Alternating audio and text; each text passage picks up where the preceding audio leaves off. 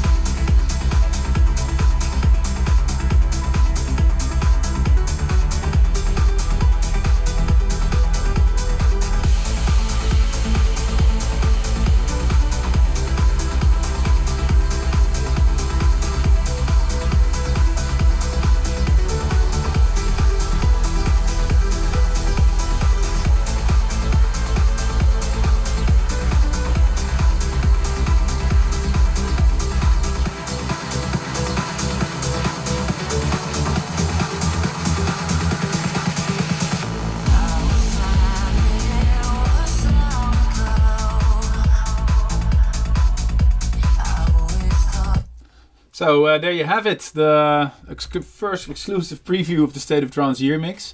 I'm actually working on this section, so I think it's important that you guys know that this is not the final version yet. I'm still tweaking, editing. And I'm very happy to say I'll be taking your questions live. Right now I'm in my Discord, discord.gg/Armin van Buuren. You have a section called Live, and there's live questions in there. And I'll be taking some questions while I go at the mix. So if you have any questions you want, or something you want to know about the mix or how I work, and I'm more than happy to answer them.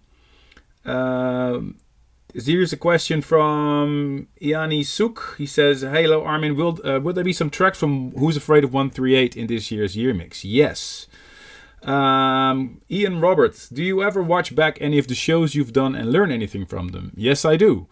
And Nati Costa asks, Armin, do you use the Tune of the Year vote to create a year mix track list? Yes, I do.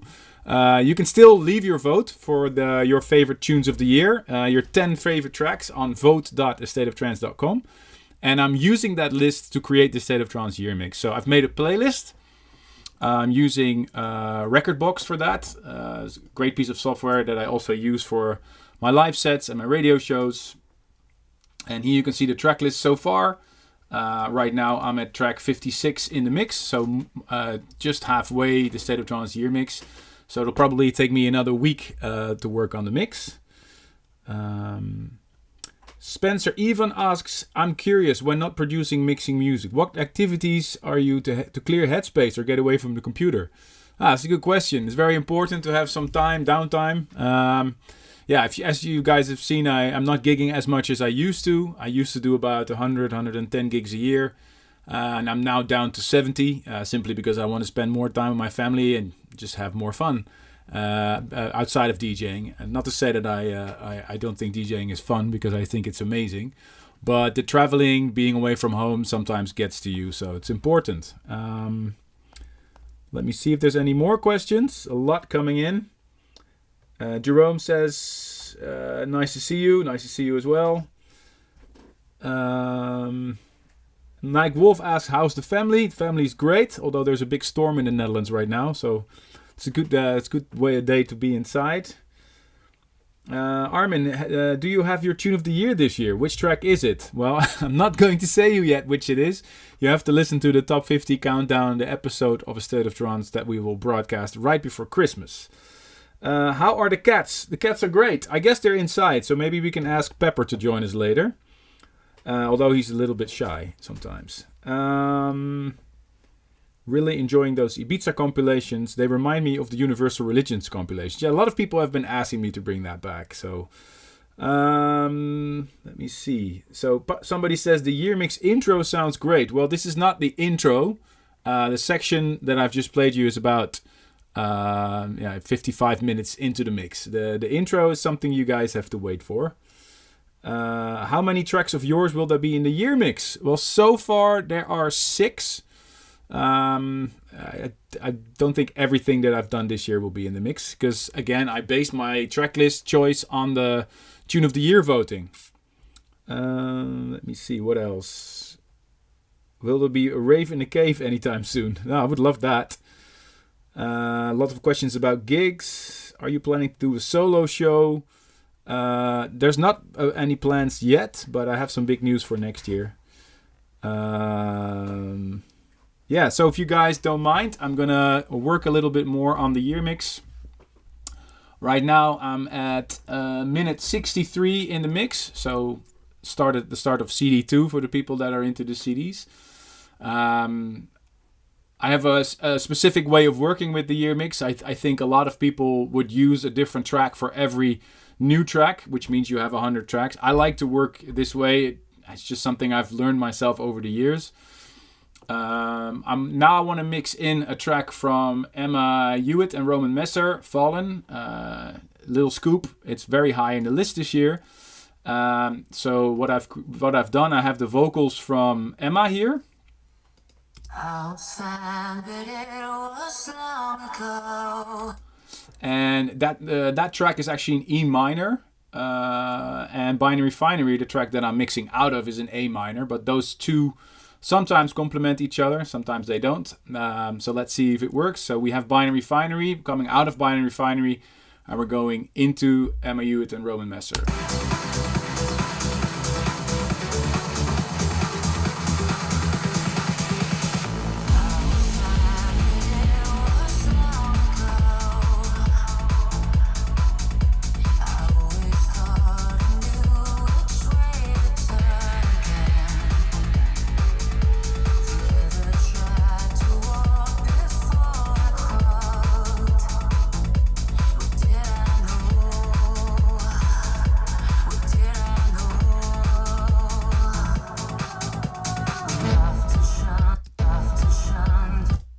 So now I have to see how I continue from here. I think it's a bit long to have both sections of the verses.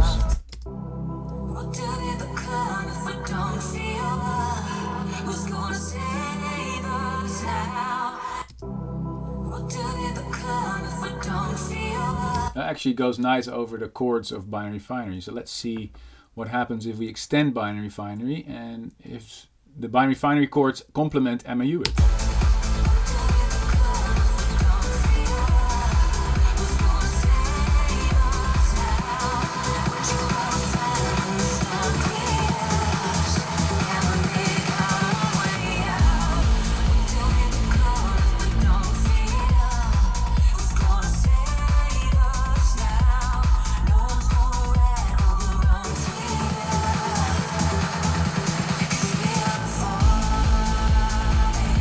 That could be a nice transition. So we're into Binary Refinery. We have that for about 16 bars, 32 bars. And then we go into the section where Emma Hewitt's vocal from the track with Roman Messer goes over the beat of Binary Refinery.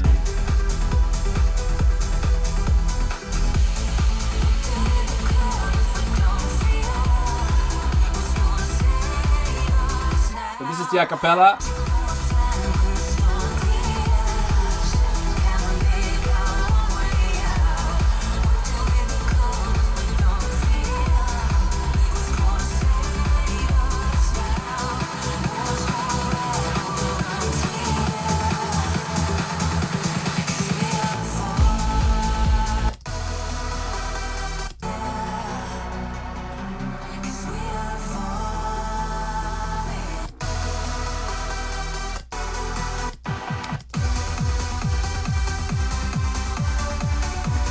That is actually the Roman Messer track, so I want to introduce that at some point. So I'm thinking about just radically dropping it in when her vocal reaches the instrumental section. So that's about here.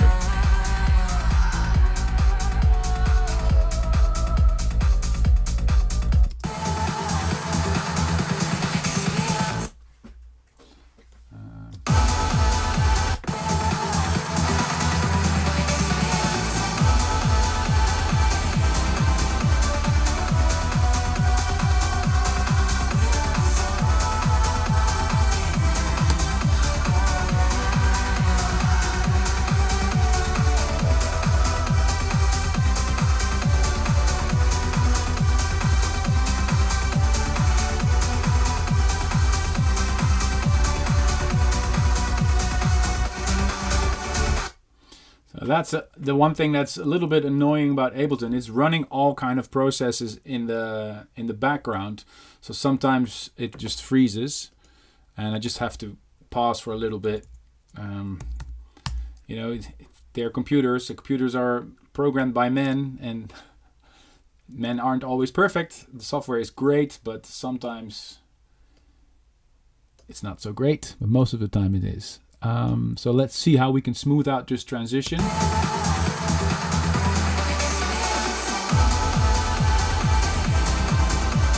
You still hear that from the A, and that is kind of, I don't think that's cool. So I'm gonna, I think that's better.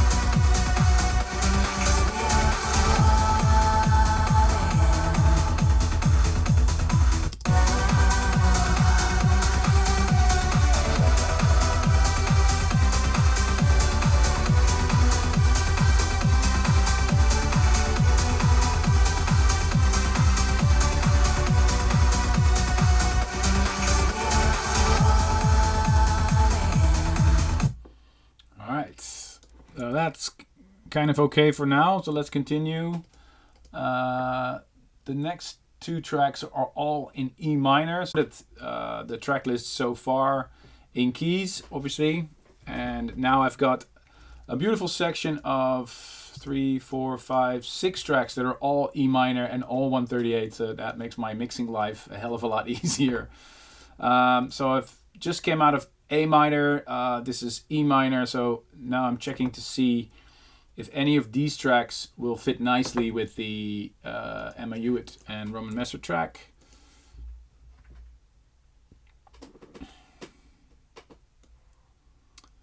Let me see.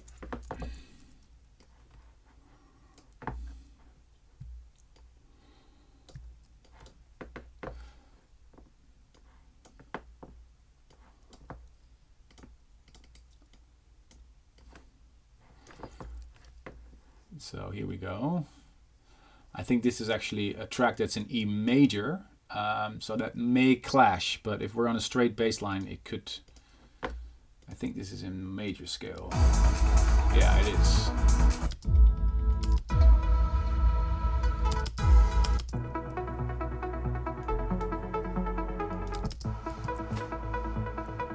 Yeah, it's definitely major.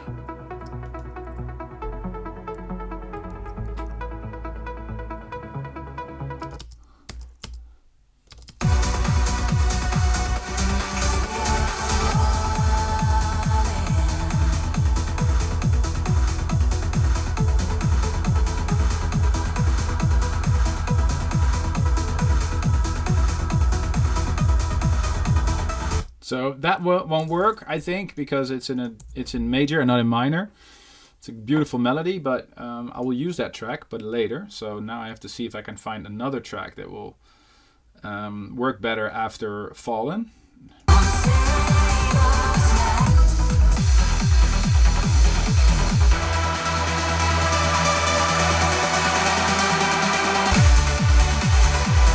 Yeah, I think this track will have more of a smooth transition than the other one.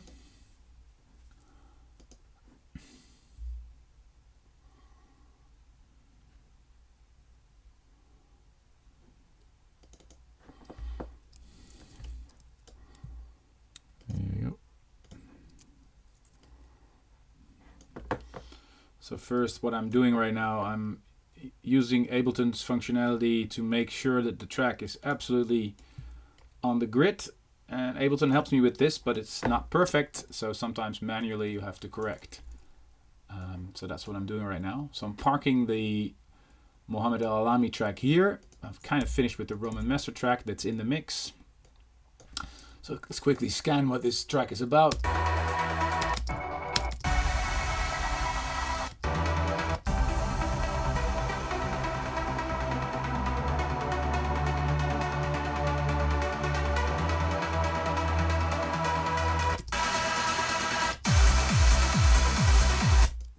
I think this is the kind of main melody.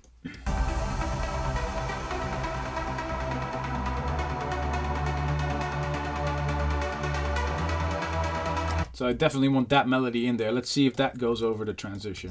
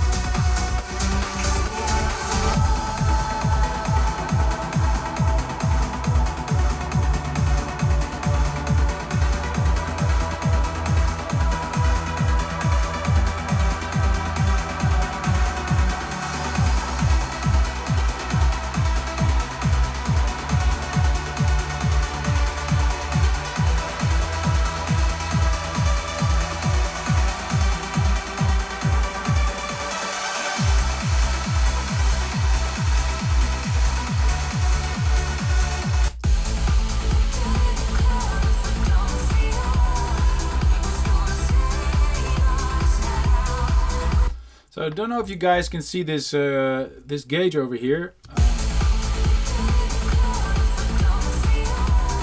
This is kind of the headroom that I'm using to make the mix. So you have to understand, I'm in the State of Trance year mix. There's continuously 4 or 5 tracks running at the same time. So it could be a loop from one track, it can be an effect from the other track, it can be bass lines from one track and then a vocal from another track. So in order for that to make sense, I'm making sure that when I'm mixing, I'm not exceeding like minus 15 LUF. So that's kind of an average loudness. So of course, when this goes to mastering, everything will be beefed up and it will be as loud as you know from all the other year mixes. But I'm working actually on a really low volume. So there's a lot of headroom for mastering to fix EQs and stuff like that, because there's a lot of information. So what I'm doing, I'm constantly looking at this meter to see if I'm hitting not above minus 14. Ableton decided to have a little P break. So see this number, this is what I'm constantly watching.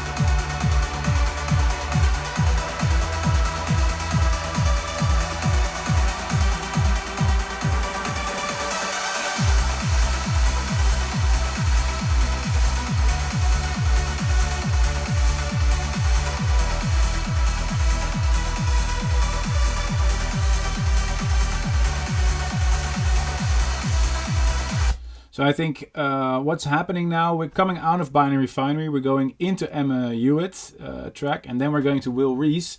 I think it's nice if the transition, you don't even notice that there's actually 3 tracks running at the same time. So that's kind of what I'm trying to do. It's kind of making a sort of a collage of all the big tracks of the year. And I think it's nice if Emma Hewitt's voice comes back over the Will Reese and Asteroid track.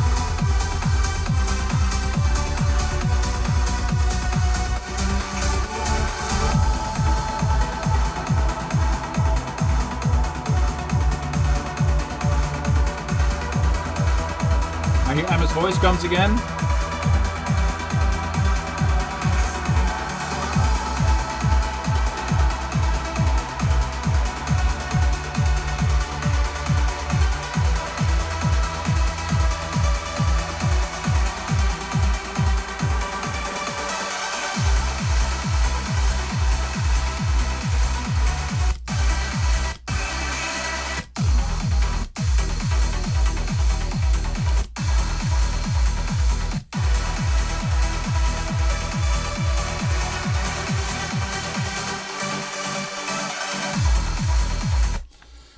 You hear the high melody, and I'm cutting that high melody off, so there's a little delay channel I have here, and I'm putting that only the last bit of the delay, so it goes. So you kind of hear that, and it smoothens out the transition.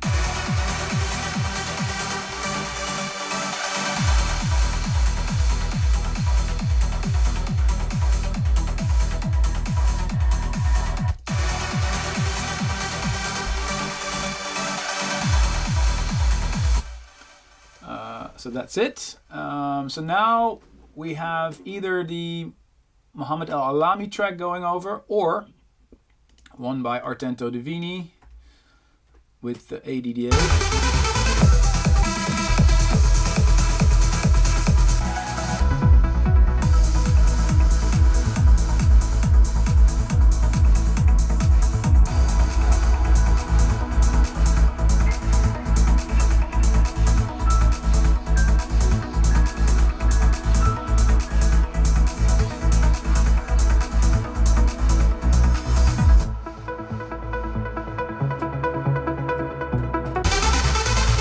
Kind of deciding which track I'm going to add next. So I finished adding Will Reese, and here's the Mohammed El Alami track that I definitely want to add. Just trying to find the right spot for it. And this is the Artento Divini. So while this is rendering, I'm going to take some questions. How many tracks do you currently have in the project, and what processing do they contain? Thank you for your question, Tuna. I'm taking questions in my Discord, live questions. Currently, there's no processing on the track except for a little EQ. And actually, I'm trying to use as less time stretching as possible. So I don't know if you can watch this screen, but if you see this, I'm using most channels on their original BPM. Using only repitch. So I'm trying to avoid using Complex Pro or any stretching, because that usually sounds, you just hear the artifacts. Sometimes I have to, because, it sounds off if I don't. But I try to use as less stretching as possible. Let me take some other tracks. Okay, questions. There's a lot of questions here. Will there be a State of Trance Classics Volume 15? Answer is no. Will the new album have 3 parts like Feel Again? Still working on it. Do you use a special keyboard to edit the year mix? Well, I have this color-coded keyboard that's actually really dirty. No, I know all my shortcuts. What is your favorite year mix, if you had to name one? I haven't really listened to all 19 so far. What is your favorite year mix? I actually would like to know that. When are you coming back to Melbourne, Australia? That's going to be in April, I think. I'm taking questions about the year mix, guys. I'm trying to nail it to that one. When did you start creating this year mix? Question from Julian. Thanks for your question. I already started like a few months ago thinking about the intro, clearing the tracks. Getting the parts. I want to say a big thank you to all the producers who've been sending me their parts and stems. I try to use the original masters for the year mix as much as possible, but of course it's handy if you have the acapellas or some instruments. Some producers send them, some of them don't. So sometimes I have to just work around it, and that's actually quite a challenge sometimes, but it also makes it a bit fun. But I want to say like 50% of the tracks that I'm selecting for the year mix, I also have the stems of. So stems are separate parts of the song. So this is that's great. That helps. Let me see. What else? Have you ever thought about doing a live set with the same mix as the year mix? Well, I can do it live, but I can't smoothen out the transitions as much live as I can in Ableton. So that's why I'm doing it in Ableton. What is the hardest thing about making a year mix? Well, the hardest thing is that it takes 2 weeks out of my production time. I have so many great tracks I'm also working on, a lot of exciting stuff, and I have to put that all on hold for the year mix, but it's kind of become a tradition, and you guys seem to love it because it's the best streaming ASOT compilation. Can we expect the year mix next week in Chicago? No, because that's when I'm just DJing, and I'm not going to play a pre-mixed Ableton set. What's your go-to transition? Well, I think the most important thing about transition is just organizing your tracks in such a way that you hardly have to make a transition. Like I say, I'm in 138 E minor. So I have about 6 tracks that are all 138 E minor, and that makes my mixing job a hell of a lot easier. So knowing your scales, knowing something about chords, you don't have to be a classically trained pianist to know the basics about chord structures and minor and major and that sort of stuff. Do you sometimes need to use AI to separate stems? Yes, I do. Sometimes people don't send me stems, or there's just no way to get them. The way I just separated Emma's voice in that Roman Messer track was just by using this website, this one, lalal.ai. It's a great website, I think, has one of the current best algorithms. There's many websites right now, actually. Last year I used another one, but I think this website is absolutely amazing. And you can just, stem out your tracks. I try to avoid that. I try to get the original stems, but sometimes you just have to work with what it is. Can you let us hear some snippets of your new tracks? No, I can't. Who makes the art for the cover? And will it be... So, guys, do you want a preview of the cover? I think that would be fun. Shall we do a preview of the cover? All right. So the theme of this year's State of Trance Year Mix is AI. A lot of people are afraid of AI. Will it take over our jobs? Will it make music? I mean, we don't know, right? So I thought it would be fun to create something. So I actually asked Roland Clark, the MC and singer from US, to write an intro with me. And the idea was MIAI. So are we artificial intelligence or are we human? It's kind of a thing. So what we have, here we are, ladies and gentlemen, the cover of the State of Trance Year Mix. So it's actually Planet Earth again, as you know from the previous 19 editions. But it's made out of zeros and ones, and it's falling apart. I thought it would be a nice gesture. So thank you to Vincent and Sander for helping me again with the idea, because I always have these crazy ideas. But as you see, the Earth is made out of zeros and ones. I thought that was a pretty cool thing. So yeah, that's to answer that question. When you plan the track list, what thought process to order the tracks, Armin? Well, I'd like the first and most important thing about the State of Trance Year Mix for me is to have a mix that is nice to listen to. So I have creation moments, which is what I'm doing now. Then I make a render of how far I am with the mix, and I go for a run, for example, or I take the mix. I'm just gonna get coffee in my car, drive down to the coffee house, and just listen to the mix in the car. Because if you listen in a different environment, you hear different things. So I have an amazing studio here with main field speakers, near field speakers. But sometimes when I just put it on cheap headphones when I go for a run, I easily hear more mistakes or transitions that can be better. So I try to listen to the overall feel. Is it a nice mix to listen to? So the mix starts obviously with a lower BPM, and the BPM builds up gradually. Because I think it's nice if you go for a run or you're really in the zone for 2 hours. So I try to tell a story with the mix, and that is the most important thing for me. Second, I look at the State of Trance Year Mix standing so far. So then I pick about 150 tracks. For some reason, sometimes you guys always forget adding a few tracks that I'm sure you want in the mix, but are not in the top 100. So it's not exactly the top 100. I would say it's about 90% of it.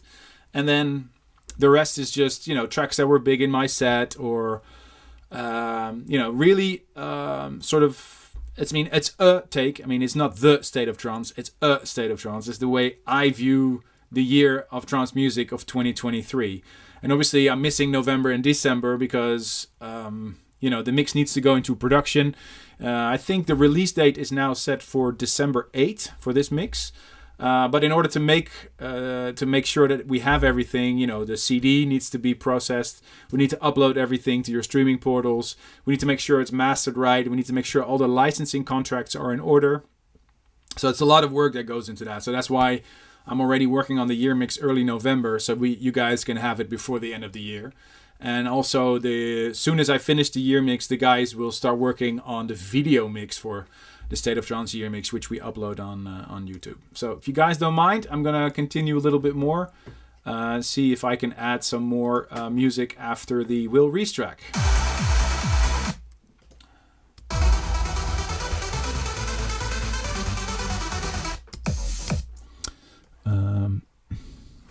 This is the next track I want to add. Let's see if I can.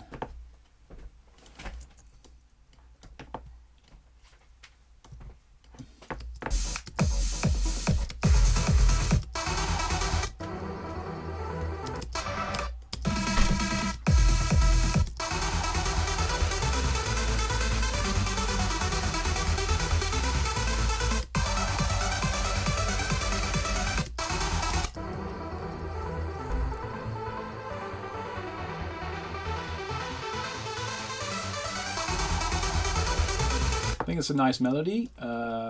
It's the main riff from a track called Divas from Artento Divini. Let's see if that fits with the Will Reese track.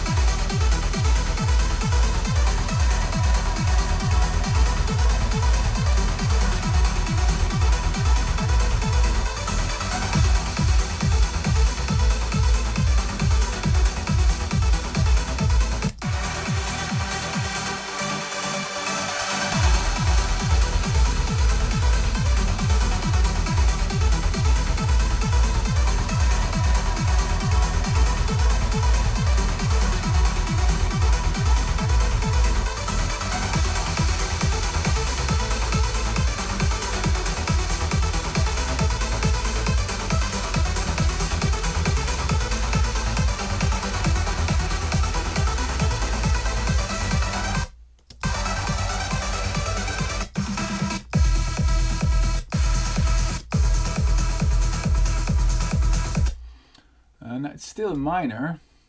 I want to go to this track.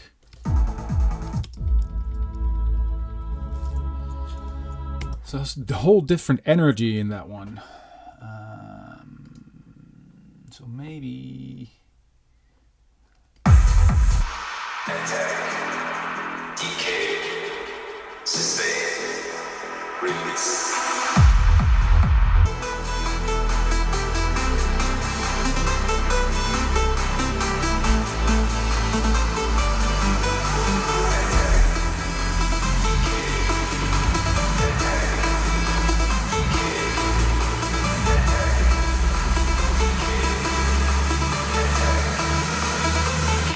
Actually, I think that's a nice track. Maybe it's not one of the biggest tracks of the year, but it's a cool track for the mix.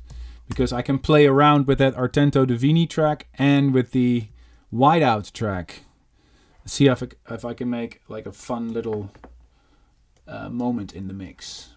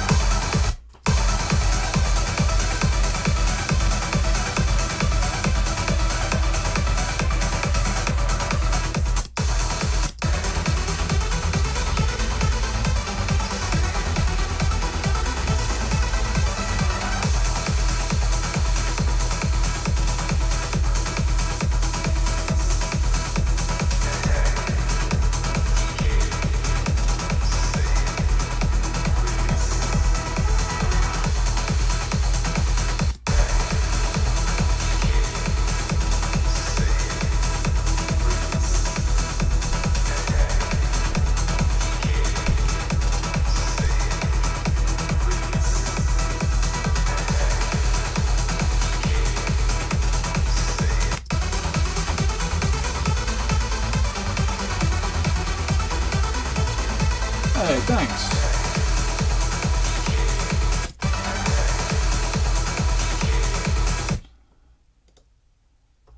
Maybe it's good to introduce you guys to Flores. He's the guy helping me with the live stream, and he just brought me coffee.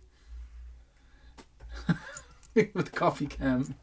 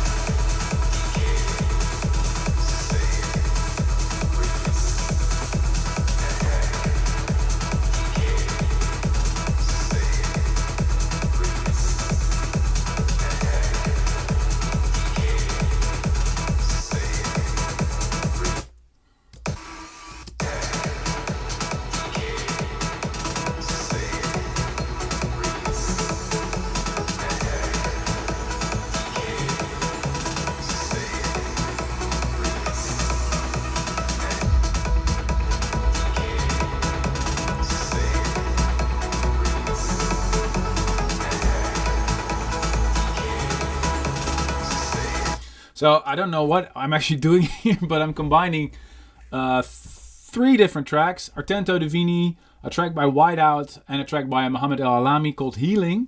They're all 138 E minor, and I'm from the Whiteout track, I'm only using the voice. I'm not even using the melody.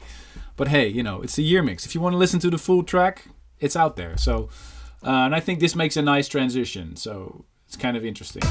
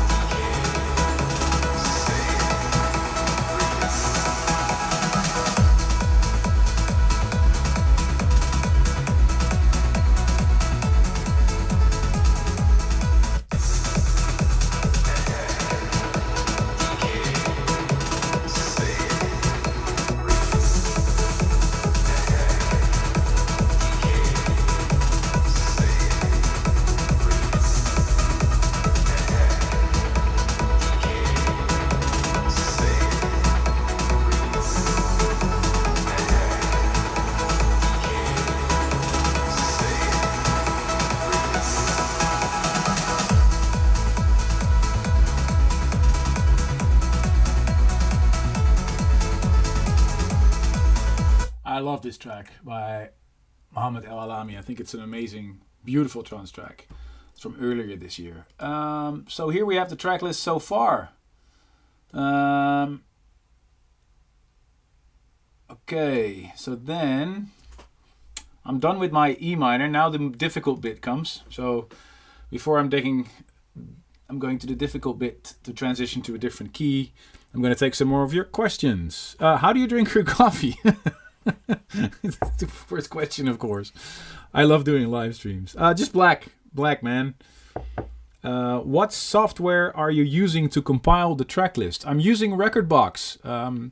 It's a great little software that comes with the Pioneer players, and it's just a great way to organize tracks and stay organized. Does someone have a list of the year mixes in order? I think all the year mixes should be available on your favorite streaming portal. Will you please start vlogging again? I don't know, man. It's a lot of work. Have you ever regretted not including a track in the year mix? Yes, of course. I'm not saying that these mixes are perfect. In fact, I can only have 100 tracks, and just to think that every week on A State of Trance we feature 30 tracks, out of which at least half of them are brand new. So it's not possible to include everything, but, I just want to focus on the highlights. And yes, sometimes I can't license tracks for the mix. So, for example, this year, the Calvin Harris track, I wanted to include it. It's not possible. Not getting permission. So it is what it is. So, but I want to say 98% of the tracks that I want to include, I can. So it really is I think a good overview of the mix. The question from Soonable in Discord. Maybe it's a good moment to introduce everybody again. Hi, I'm Armin van Buuren. If you've just tuned in, you're watching me from my studio in the Netherlands. I'm creating the State of Trance Year Mix 23, and I'm taking questions in my Discord, discord.gg/Armin van Buuren. And if you go to the live section, it's really nice. I see everybody over there. And I'm taking all the questions from you while I'm doing the mix. And here's a question from Shunabi. Do you use this mix in your future production for inspiration? Yes, I do. Yeah, I always get tons of... It's actually really hard not to get sidetracked, because I have so many ideas always.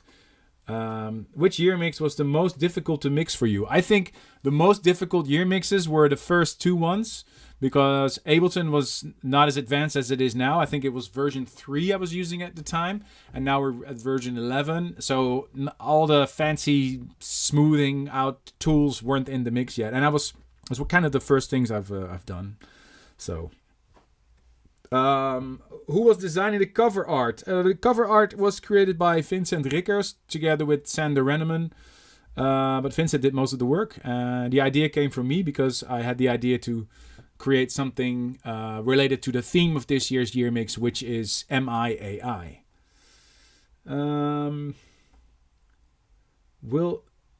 Let me see.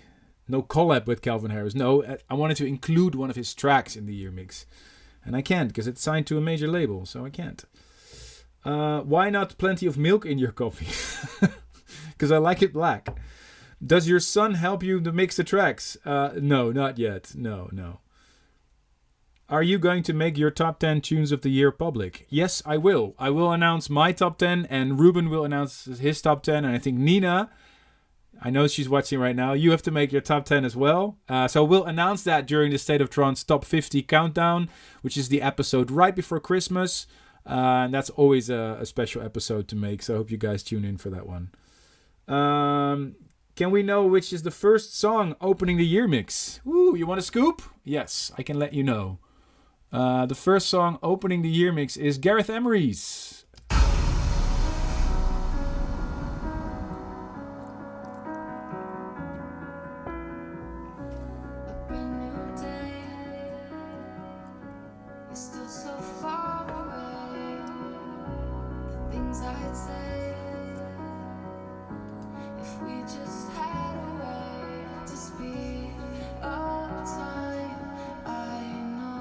So that's actually the opening, the start of the year mix. Happy to say. So I'm taking a couple of more questions in my Discord. What inspires you to create the year mix now? Well, I'm just having so much fun listening to the tracks. And actually, I'm playing Dream State in 2 weeks in California. And going over all these tracks of the year again really inspires me for my DJ sets as well. So if you've been watching my set list closely after a year mix, you can always hear a few mashups that I've actually created especially for my year mixes. yeah, a lot of people are asking me when I'm releasing these mashups. Well, it's simply not possible, you know, because you have to respect the rights of the creators of these songs. If I release a mashup, I have to ask for permission to all the writers. So not only the writer of the original song, but also the track I mashed it up with. And legally, that's kind of a hassle because it means that everybody's income will get cut in half, you know? So it's not my choice. It's just sometimes not possible. But a year mix gives me the opportunity to make a mix using like maximum 1 minute of each song. And then, you know, creating some sort of a... It's like a mega mashup, if you will. Let me take a few other questions. Is it a trance or trance year mix? I don't like the word trance, so let's stick to trance. What's the biggest issues while making the year mix and how do you overcome it? Well, the biggest issues are transitions between keys and, of course, licensing. Like there was a track in the mix in one of the earlier versions. Right now, I'm in version 40. That's only from my own reference. I'm actually saving it as version 41 right now. The reason why I'm doing this is if there's a mistake or, you know, I've done something or the file goes corrupt or anything. I mean, remember, it's still computers. That's why I'm saving it as a different version number every time. And if I make a render of the mix so far, it corresponds with the arrangement that I have. So yeah, let me do some more work on the mix. So right now, I'm at 65 minutes into the mix, and I've just mixed in a track by Mohammed El Alami, which is a great track, and it's on E minor. So if you know your scales and you're in E minor,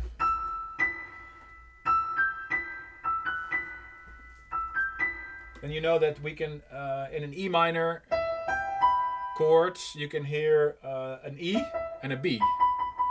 So I'm going to transition now from E minor to B minor.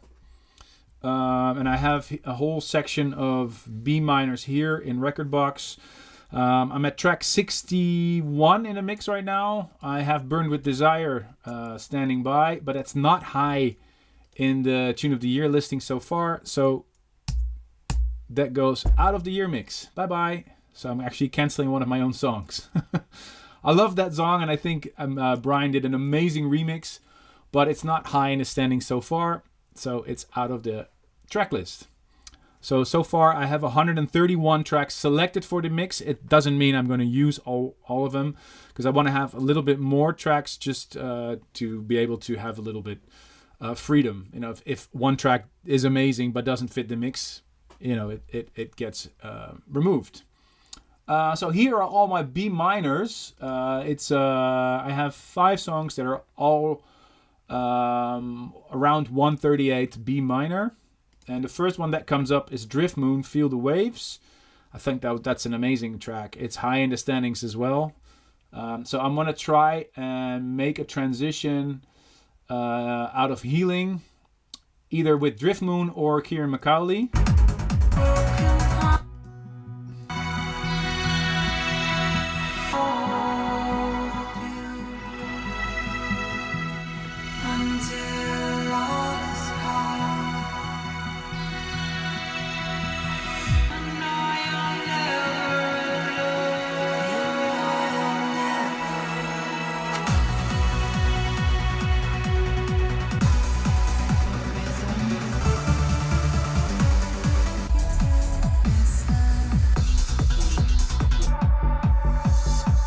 So these are all tracks that are in B minor, as you can hear. I think, like sonically, the Kieran McCauley track is the nicest because it fits the kind of the mood of the Mohammed El Alami track. So I'm gonna see if Kieran sent me the stems, if I have them. He did, actually. Haha. Amazing. So here's the Kieran McCauley track. It's called, with Susie Ledge, it's called You're Never Alone. And he sent me all the stems of the track. So this is the original track.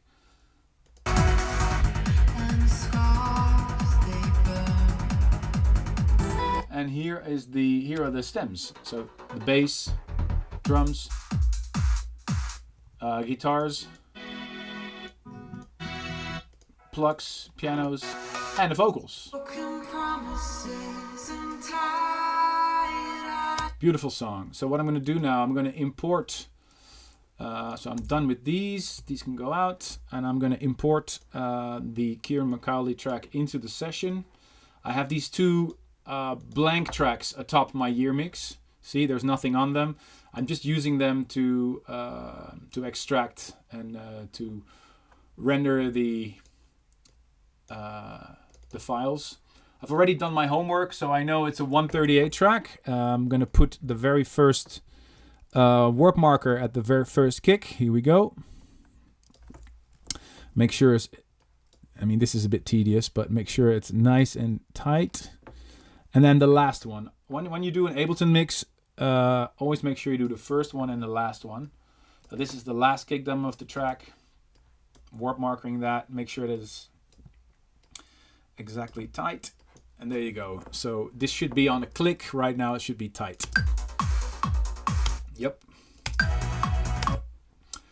Now what I'm doing on the second track, I'm importing the vocals of the Kieran McCauley track. If I'm lucky, he exported the entire arrangement, so it should have, the vocals should be in the same place. And I think he did. Yep. Well, Ableton is making another mess of it. I mean, usually it helps me, but right now Ableton calculated this track is 60 BPM, which is obviously not the case. So I have to tell Ableton, no, it's 138. And I have to put the very first note that I come across. The vocals are actually pretty soft in the mix. I'm gonna make it a little louder.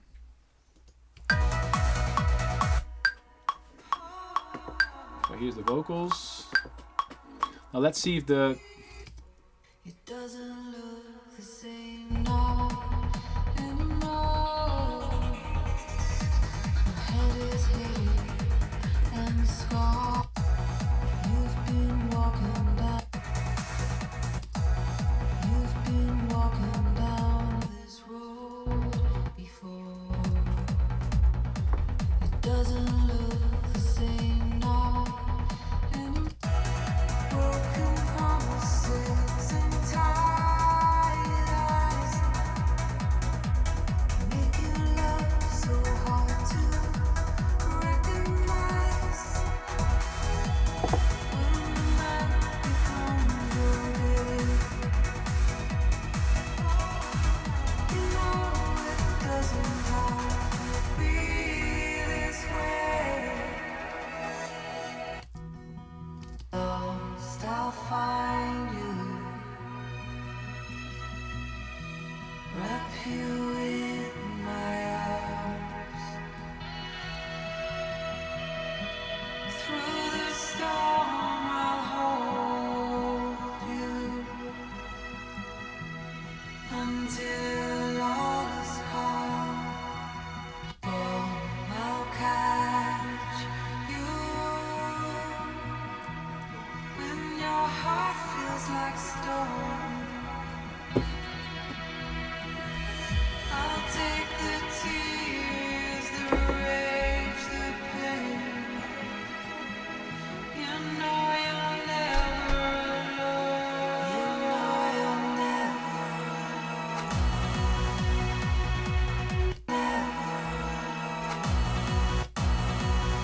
So the one is actually there.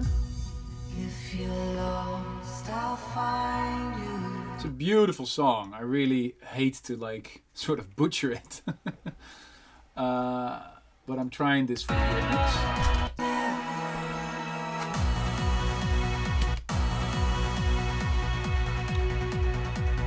You know you're never alone. You know you're never. I'll take the tears, the rage, the pain. You know you're never alone. You know you're never.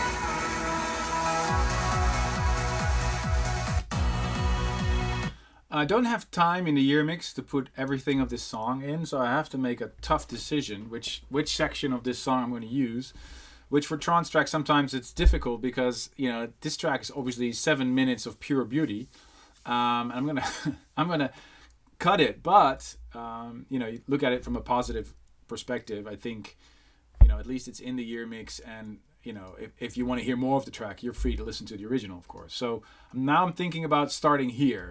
I'll take the tears, the rage, the pain. You know you're never alone. You know you're never alone. I'll take the tears. If you fall, I'll catch you. When your heart feels like stone.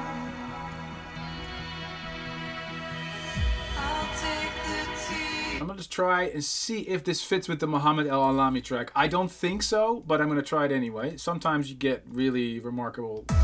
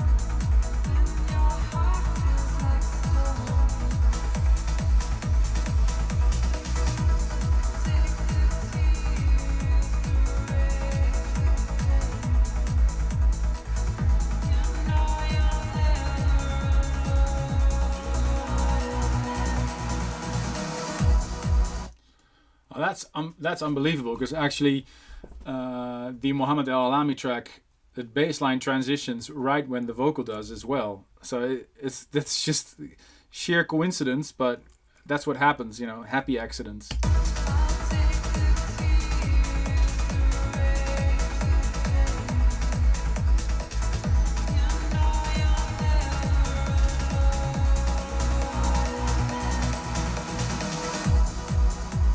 And that's when the track can go in. You're never alone.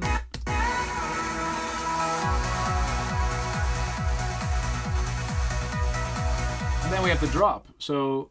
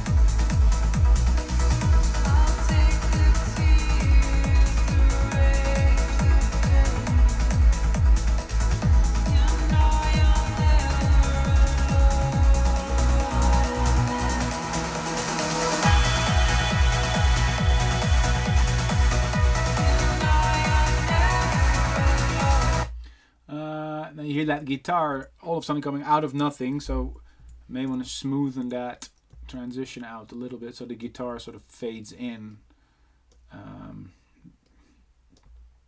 So what I'm going to do is I'm just going to take the bit where the guitar fades in and then make a nice fade in.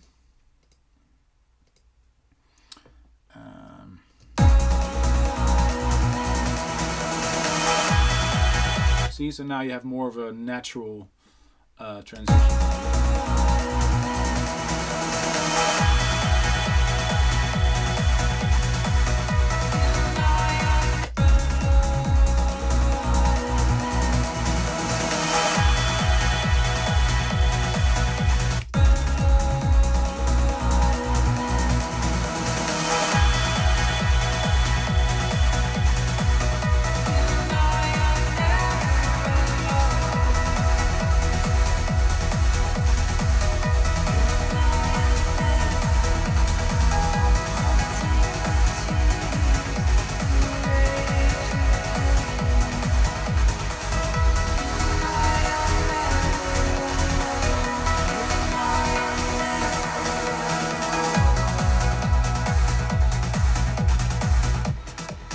You still hear the kick of the Artento Divini going, but the problem is the attack of the kick, like the high part of the kick. You know, kick always has, of course, sub, low, but there's always a mid or a high, which could be even hi-hat. It's on the kick, and in order to make sure that the kicks, both kicks, don't drop on each other, I use LFO tool. From Xfer, which is this plugin, and I automate it so that just the kick, the attack on the kick, is gone. So it's not like the spike that hits you. So now I'm going to turn on that, so you get kind of this instead of. See here, yeah. I'm removing the attack of the kick just for the other kick to be able to shine through. So. It's a lot less harsh than this one. You hear the attack on the kick, so that kind of makes it more smooth in my ears. So let's play the section of the year mix that I've just created. It's the section that's roughly in about 64.5 minutes, 65 minutes into the mix, and it goes from Will Reese track, Artento Divini, into a whiteout track, then into Muhammad El Alami, and then into Kieran McCauley and Susie Ledge.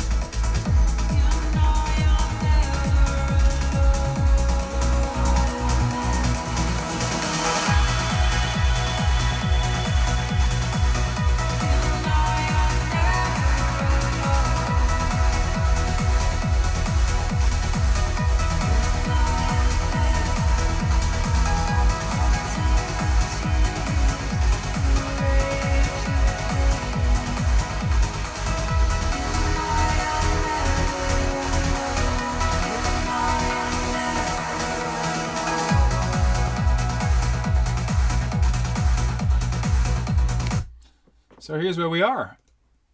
Hope you guys enjoyed that. Saving the mix so far, version 42. Questions from Harun DZ. How and when did you get the idea to start doing year mix compilations? Actually, I did the year mix for the radio show. I wanted to do a special episode for the last one, and then somebody in the office, Raymond van Vliet, he actually said, well, why not release the mix? And I said, you're crazy, licensing 100 tracks is a lot of work. And he said, let's do it. And it became a tradition to do the year mix and release it. So all the year mixes are always available. Could you show us the track list of the year mix doing now? Well, here it is. Yeah, I'm actually working on the year mix, so it's not final, but here it is so far. I'm now at track 62. So yeah, just came out of healing, and now I'm going into Kieran McCauley. So now I'm going to mix in track 63. Actually, I could already import it, so it already starts drawing the waveform. Have you upgraded to Apple Silicon yet? What spaces are you running on your current Ableton setup? I'm still on an M1 laptop. This is the screen you're watching right now. That's fast enough for me. I'm actually considering the M3, but for the moment, with all the plugins and stuff, I think it's safe to be on the M1. A question from Tiago. Why and when do you repitch the track on Ableton? I use repitch because it has the less artifacts. I know you can use tracks like Complex Pro, but it basically means that Ableton is time stretching your song. And I want to use the original pitch of as many songs as I'm putting in the year mix. So as you can see here, most of the warping is on repitch. And I strongly recommend doing that because you have the less artifacts. There's nothing wrong with using Complex Pro or any other algorithm, but for me, repitch is the way to go. Let me see. Does this year mix include any parts without drums? Just breakdowns without drum beats? No, because that's what I use the other mixes compilations that I do. The kind of the theme of the year mix is that it's a 2-hour mix and the beat never stops. It just keeps running. And it's great for workouts. It's great for, it sort of keeps you in the flow. And if you want to hear those tracks with breakdowns, I strongly recommend checking out the regular State of Trance Ibiza or the normal State of Trance compilations. Where are the cats? They're probably in my kitchen right behind me. What's next after finishing this year mix? I'm actually going to do quite a few writing camps. One in LA and one in Sweden. Something I'm super excited about. Question from Nat O'Checkley. Armin, has a computer crash wiped your progress when working on year mixes or productions in general? Very good question. Actually, all the masterclasses and workshops I start with, I always have a big rant about saving and backupping. I have a strong philosophy about it. I'm not gonna bore you with it, but everything I do with this year mix is saved into Dropbox as well. So while I'm doing the State of Trance year mix, it's in Dropbox. So let's say this computer crashes now, right here, right now. I have a spare M1 laptop that I can use with the same settings, same software, and I can continue running. So I strongly recommend using a cloud service or better. I have a RAID server upstairs. I have a backup of that. I have tape drives that back up my stuff. I've lost too much data. The one thing I always like to say is that I had my audio engineers here from Maarten Sound of Vision in the Netherlands. Great guys. They helped me build this studio. And they said, let's say you lose all the data you have. How much would you pay me to get all your data back? And I started thinking, all my projects, all my tracks, all my mashups, all my year mixes, my radio show, the videos of my kids growing up, my wedding pictures, all the photo shoots I've ever done. It's all on my server. So it's basically me. So if I would lose that data, I would lose everything. So I started calculating. It was a lot of money. He said, well, just give me a little bit. I'll buy you a server and you'll be good to go. And since then, I've never lost any data. thank God. But yeah, and the guys, don't trust hard drives because they break, and SSDs do as well. As great as they are, as fast as they are, if they decide to quit on you, and they have in my case, but I've always backed it up. So, end rant. Adrian Pavageo asks, Armin, I have a question. What program are you using at the moment? I'm using Ableton Live. It's not the latest one. It's using 11310. I think that's the one. Let me see. Do you use the Mixed in Key app? Yes, I do, actually. I use the one that they created with Kashmir, this one. And I think our internet's offline right now. But yeah, that's the one I love to use. You've been walking down this road. Okay, so let's continue with mixing a little bit more. This is off.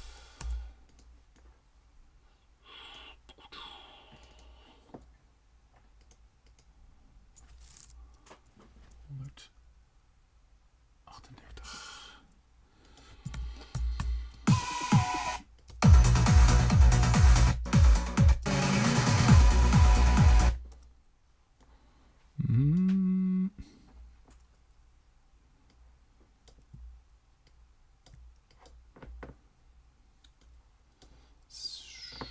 138. This is actually 136.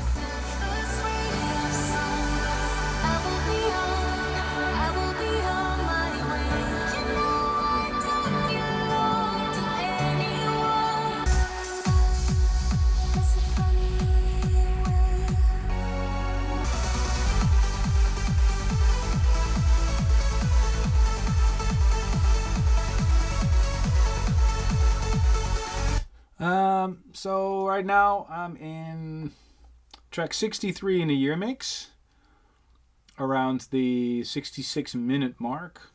I've just mixed in Drift Moon, Feel the Waves, and I have 4 more tunes in B minor left, out of which 2 are with the vocals of the Dutch Carrie, and 1 with Alan Watts and 1 with Xiao and Pitch, and there's a Trance Wax track, and they're all at 140 BPM. So there's a couple of things I need to fix. First of all, I'm coming from 136B and I'm going to 140B. So that's 4 BPMs. That's a high difference. But there's several tricks to fix that. Second, I think it might be nice to have both the carry tracks to have the a cappella. And now let's see if Santa Claus was kind enough to send me the a cappellas. Alan Watts and Carrie, look at that. I have the a cappella of the Carrie.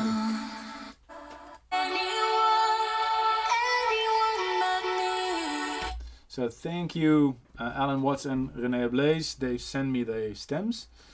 And Xiao and Pitch, they have as well. Amazing. A track called Time, and we have the stems as well that they've sent to me. Here's the... And when you search among the stars. Super nice. Okay. So it looks like Carrie only sings in B minor this year.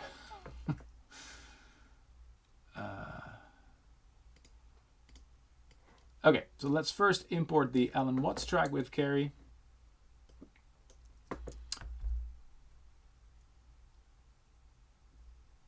And then... Okay, Ableton looks like it's having a difficult time again. I thought it was 138, or is it 140? Nope, it's definitely 140. It's not, actually. It is 138. Uh-huh.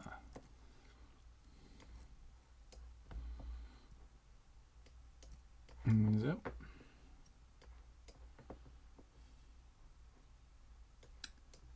Okay, here we go.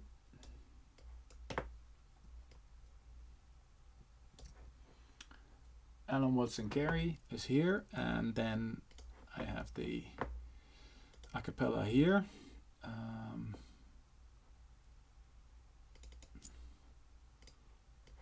So I'm just going to import the vocals. Sometimes I'm also using one of the drums or the fills, or in this case I'm just going to go for the vocals, see if I can work with that.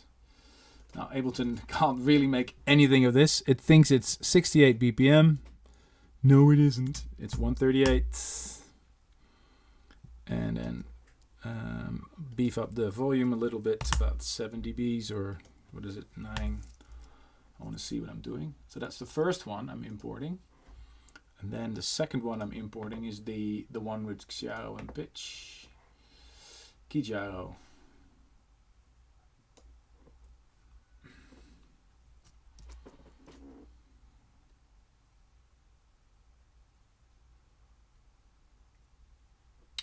Here we go again. So I always start by first adding the right warp markers to the clip, the Ableton clip. And if you use Shift, you can manually make sure that it's absolutely tight, spot on. And the first and the last one, I always suggest using the first, clicking the first and the last kick to the grid, the warp markers to the grid. So I have the last one and the first one. Click to the grid. All right. So this is one. And then I want the a cappella of this track. So I have to go to the outtakes, Xiao and Pitch with Carrie.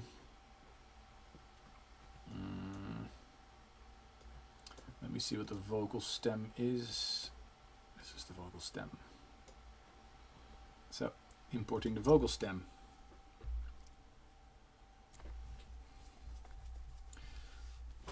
Well, let's see if Ableton can make anything of this.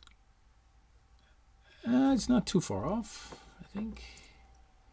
It is. So what did I say? The original was 140, so I need to put the acapella at 140 as well.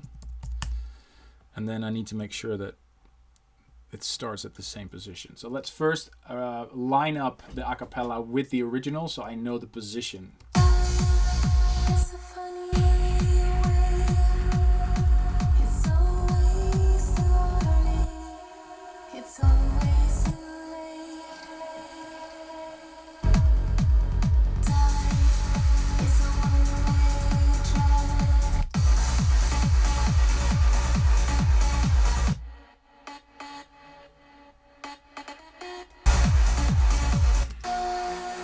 As the seasons change in the coldest ground, the seed patiently awaits.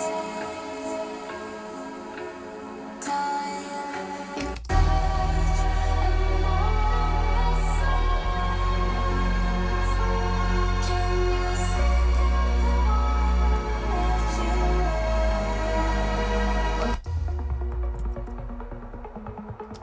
And when you search among the stars,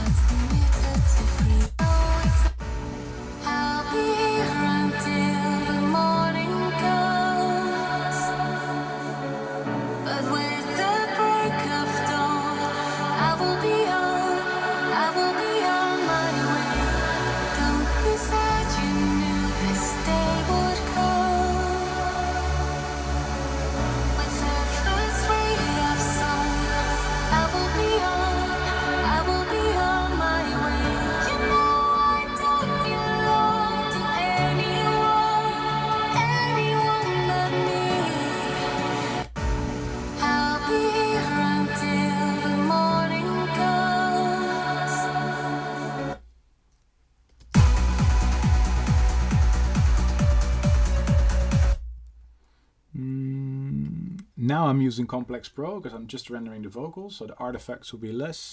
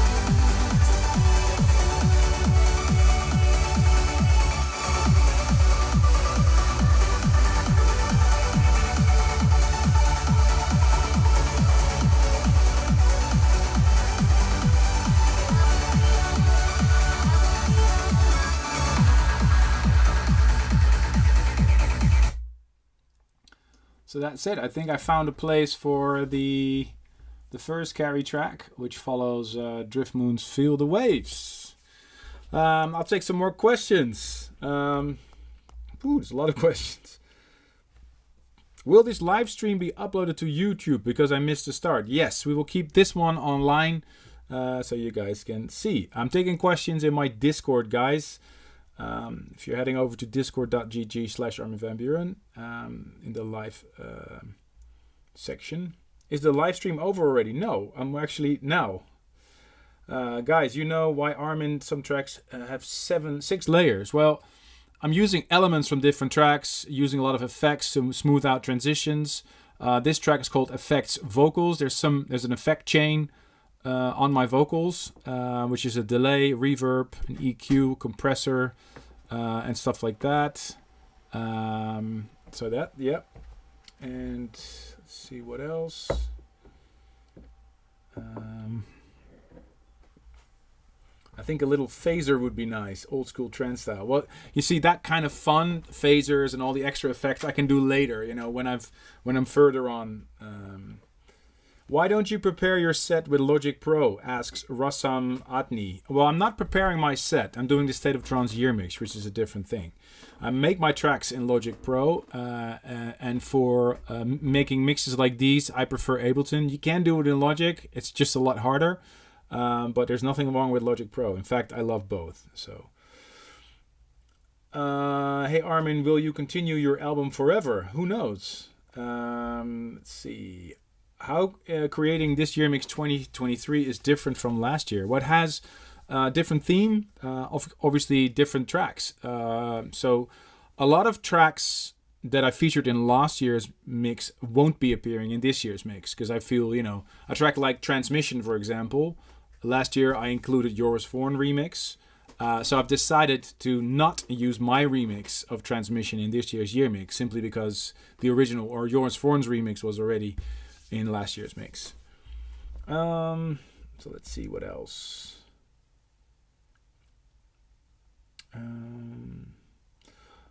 Matthias asks, hi Armin, what do you do when there are songs with a very big BPM difference in the year mix? Like I said at the start of this broadcast, here's the year mix so far. When I start making the year mix, the first thing I do is I try to look at my order. I have everything organized in key and BPM. So if you look at these numbers here, this corresponds with the key. So it's the ground key. So this is D minor and has a speed of 135. So I can make a smoother transition when the keys are aligned and the BPMs are the same. And the rest I do with Ableton. It helps me out that way. So right now I'm in B minor. That's why it's so important to make smooth transitions.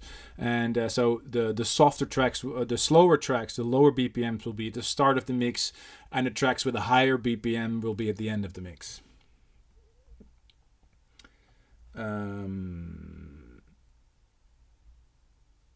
Let me see. Any more new questions? Oh, I see a lot of them coming in. How often do you press save per second? No, not per second, but every 10 minutes for sure. Did you ever include an ID in the year mix? No, I haven't, because we want to release these mixes commercially, and that's why we need to send licensing offers to all the people that we're using the masters from. You can imagine how much work that is for the people at Armada to include all those tracks and to do all the legal work. Orion Nielsen is in the year mix. Yes, Julian. And is the year mix 100% made by you? Yes, the mix is made by me. It's mastered, though, by Arjan Rietvink from Digital Mastering. And, of course, I have a whole team at Armada helping me. Big shout out to you guys. They're all watching right now. And, they're the backbone. There's at least 10 people working behind me on, collecting stems, licensing the tracks, working on the artwork, planning the release. There's a whole team around. Flores right now sitting behind me. He's helping me with the live stream. Ruben, of course, always checks the mix, and he has a lot of comments always, which is great. There's a big team of people, and the mastering gets done by Arion. How many songs will there be in the mix? Says Atak. Well, it depends on how far I get. Right now, there's 65 songs in the mix, and I'm at 68 minutes. So I think I'll end up between 100 and 110, hopefully. What question would you like to be asked? That's a random question. Can we get a t-shirt with the art from the year mix of the cover this year? It would look super cool. It's a good idea, actually. I'll forward that to the team. Maybe we do some year mix t-shirts. Can I have your record box library for Christmas gift? No, you can't. Please include Ferry's Yes Man. It is in the mix. Yes Man. You want to hear that section? It's earlier in the mix because it has a lower BPM. It's here. Here's Ferry's Yes Man.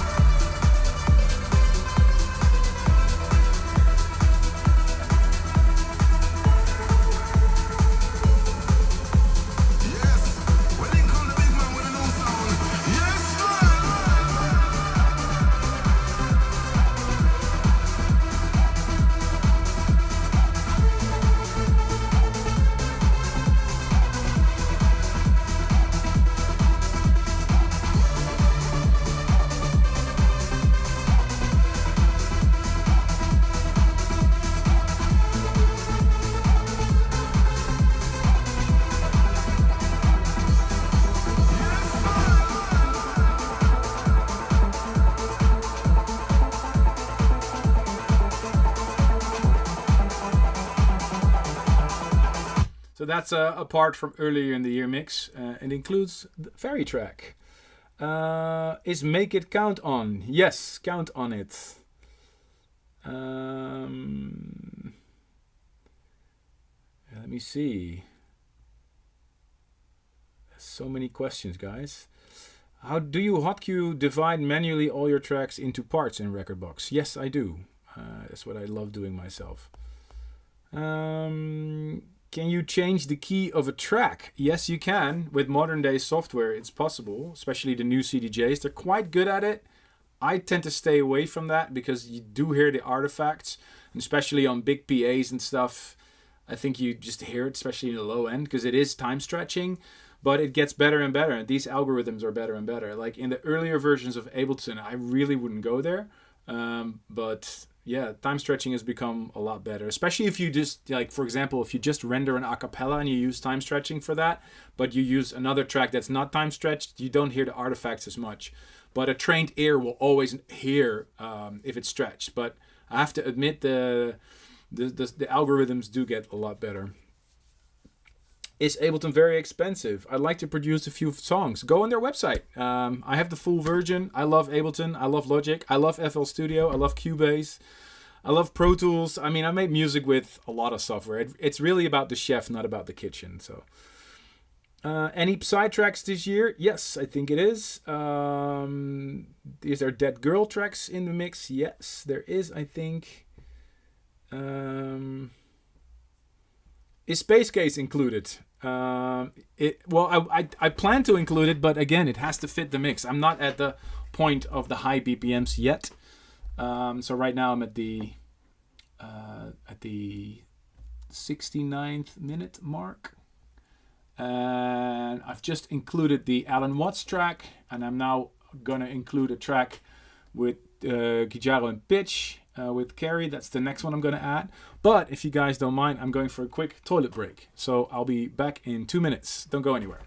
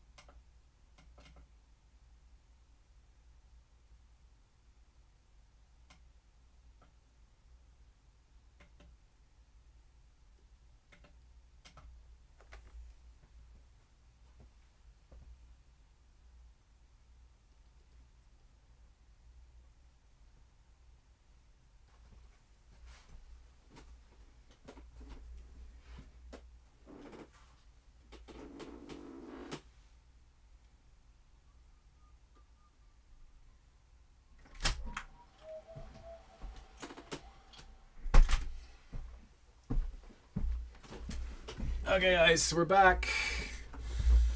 Welcome to anybody that has just joined the live stream. I'm doing this State of Trance Year Mix 2023, like I do every year, and I started last year with the live stream and got so many positive reactions about it. And actually, I quite enjoy it if you guys ask me questions.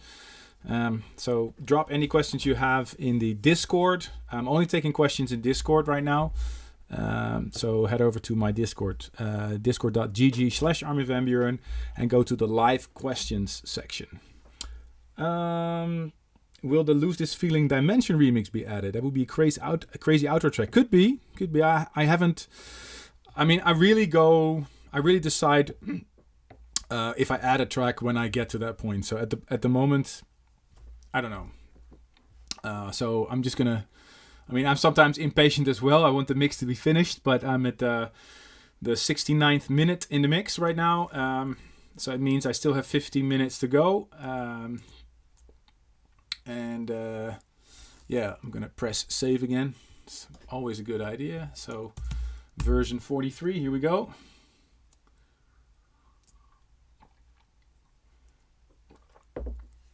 And so the next track I want to add will be the one with Xiao and Pitch, also a carry track, which is beautiful. It's really a beautiful orchestral track. So I have to see how I can fit that in following the Alan Watts track.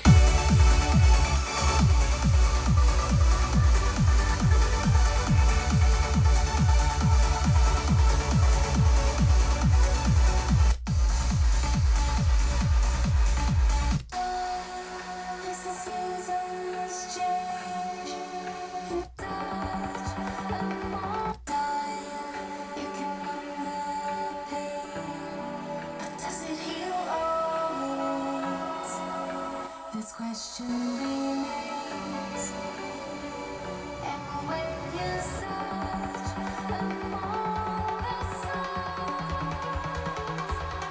can you see time? It can numb the pain. As the seasons change in the coldest ground, the seed patiently waits.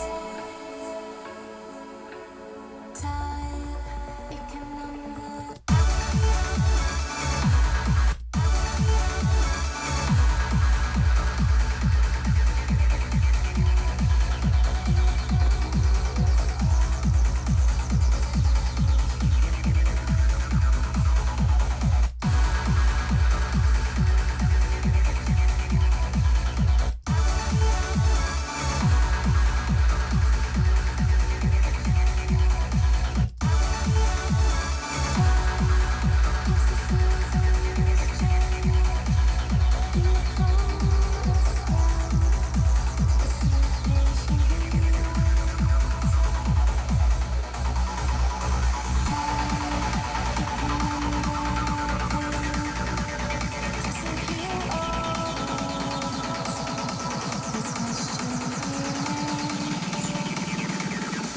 So I think it's cool if Carrie starts singing the a cappella over the Alan Watts track, and I have to see if there's a section in the Alan Watts track that just has a kick and no bass line. It does actually. Well, he has sent me the stems, so I can also go to the stems and grab his kick from there, but I don't need to because it's actually in the beginning of the track. So right now I can just go here.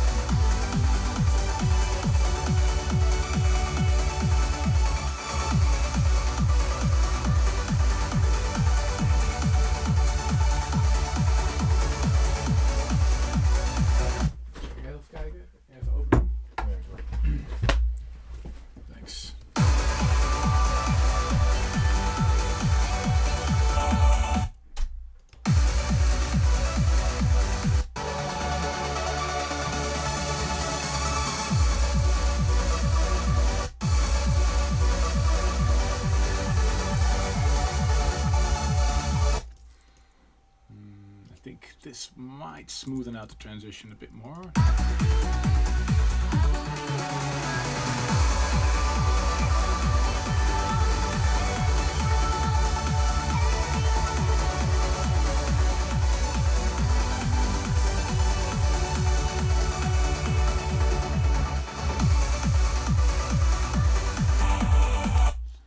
Let me see.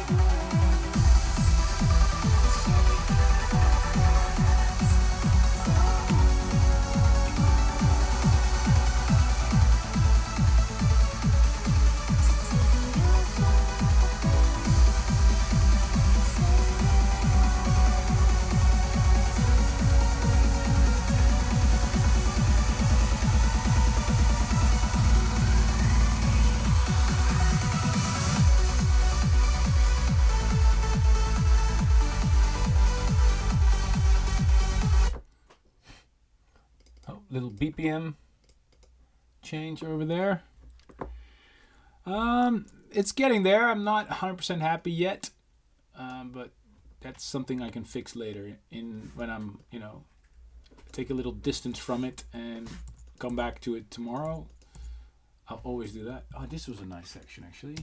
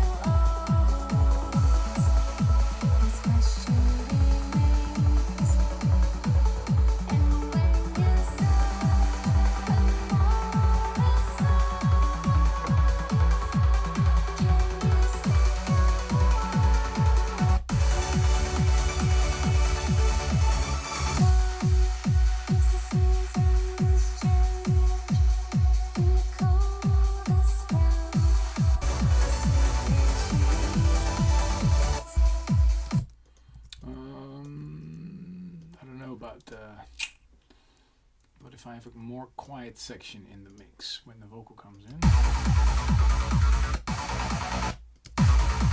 It's a lot of information, maybe. If we grab another section.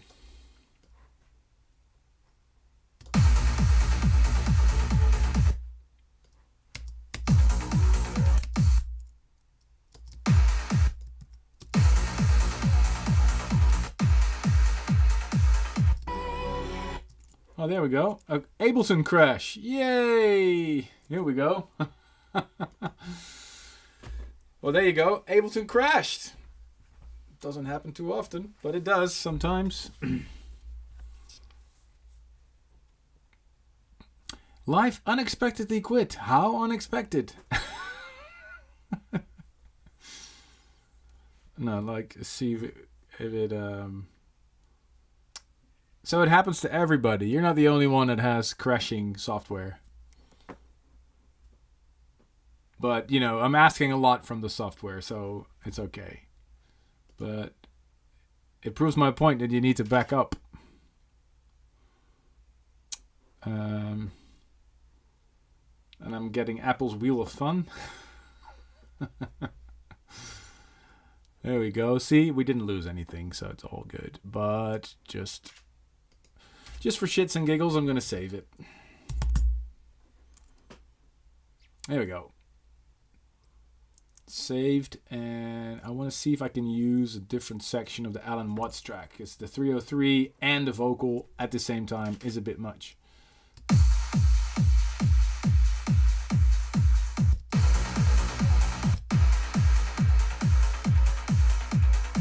What if I use that as just a little bit more?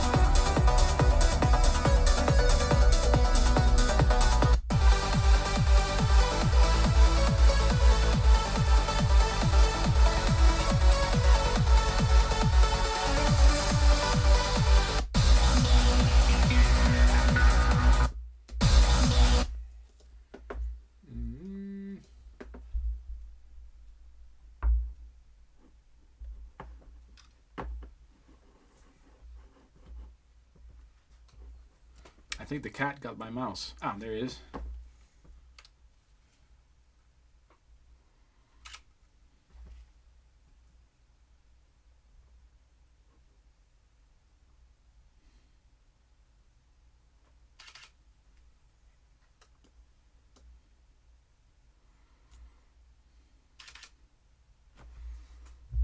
See, now Ableton is doing all kinds of buffer kind of things, so I have to wait.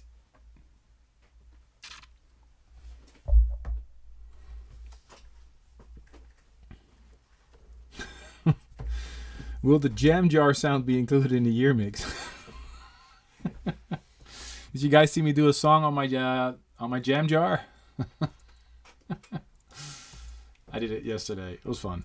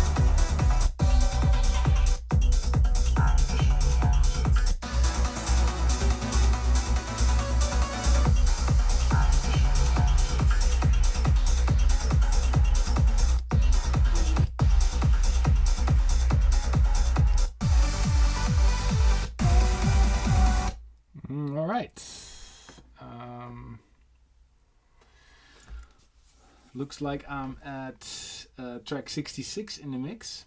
There's another B minor that's staring at me at the moment. It's the Will Atkinson remix of Somna, but it's 144 BPM. So to prevent me from getting in trouble with that and having to use all kinds of stretching, I'm going to put it in the A sharp minor section, because that's actually half a tone below. So I'm not going to remove it from the mix. It's still going to be part of it, but I think it's not going to sound very good if I try to mix it in, because it's 4 BPMs higher, and either I have to put the mix in 144, which is something that will likely happen, but further on in the mix.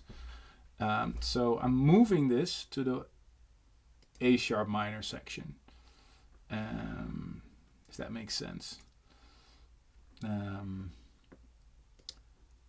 So now I finished B minor.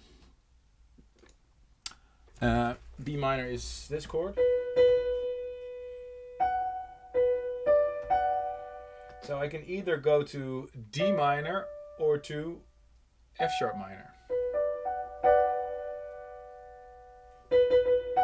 So that's usually how I work in the mix. I jump to the higher note. So we go from this track to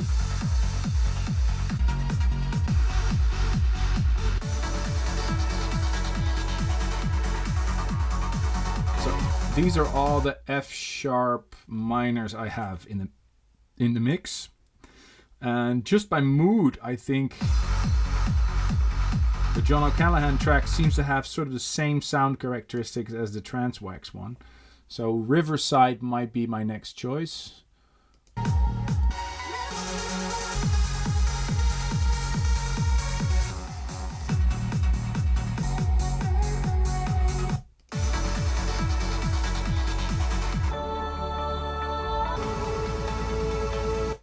Yes, I think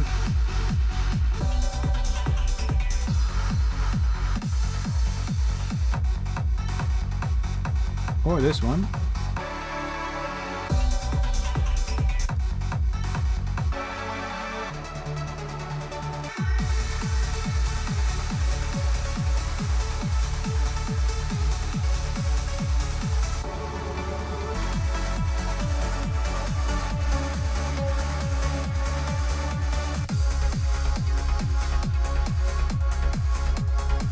C sharp minor. Yeah, so if there's any place to put in any F sharp minors, it's this one. But before I continue, I'll take some more questions. Hey Armin, why is it so special for you to make a year mix for A State of Trance? I guess because I grew up listening to year mixes. Those were really popular at the end of the 80s, early 90s in the Netherlands. And I really like to dive into the music. To really get to know the tracks and, you know, make some surprising transitions and all that sort of stuff. From start to finish, how long does this mix specifically take? Well, every year mix takes 2 hours, so 120 minutes. But making the mix takes me roughly about 2 weeks of studio time. Let me see. Did you save it? Yes, I did. I didn't lose. My Ableton crashed just now. You guys saw it. So you're not the only one who has crashing software. Question from P Wall. Hey Armin, any advice for new producers and which software to use? Well, I really think it's not about the software. I've said this a million times before. It's not about the kitchen. It's about the chef. You know. Really, there's not any really bad software out there. You know, if you're comfortable with using Ableton, if you're comfortable with using FL Studio, I mean, really use it. I mean, some of the biggest hits are made in FL Studio. You know, so there's nothing wrong. I mean, I work with Logic and Ableton, but there's many pros and cons. You know, so really use what you think is most convenient. The quickest, Logic has quite a steep learning curve, I guess, because you have to do everything yourself. Ableton is more hands-on. It's more quick. But I find Ableton to be less stable than Logic. It crashes on me more than Logic Pro. But then again, Ableton doesn't really crash a lot. Like since the latest updates, it's been pretty nice to me, so it hasn't really crashed. But you just saw a crash live on the air. Any plans to create a new Gaia album? Well, I'm not going to say much more. Am I excited for February? Yes, I am. We're doing A State of Trance in a new location in the Ahoy. And we're close to finalizing the lineup also for the Friday. So I'm really, really excited. Is Epica Maxima in the mix? No, it isn't. Because it's not in the Tune of the Year voting. But the track comes out tomorrow. I'm super happy that I've created another track with Jean-Michel Jarre, one of my all-time favorite heroes. Lose This Feeling, will it be included? Yes, it will. Have you thought about going to hardstyle again as you collaborate with Wild Styles for Typically Dutch? I love hardstyle, but you'll see me raving at a hardstyle party for sure. But I'm not a hardstyle DJ, and I don't think I can actually produce a decent hardstyle track. So honestly, I'll leave that to the guys that are good at it. I'll stick to my trance plan if you guys don't mind. I mean, Haunted with Christina Novelli. I think that was a track from 2022.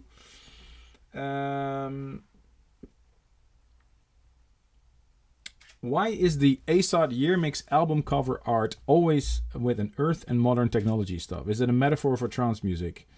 Yes, I guess you could say that.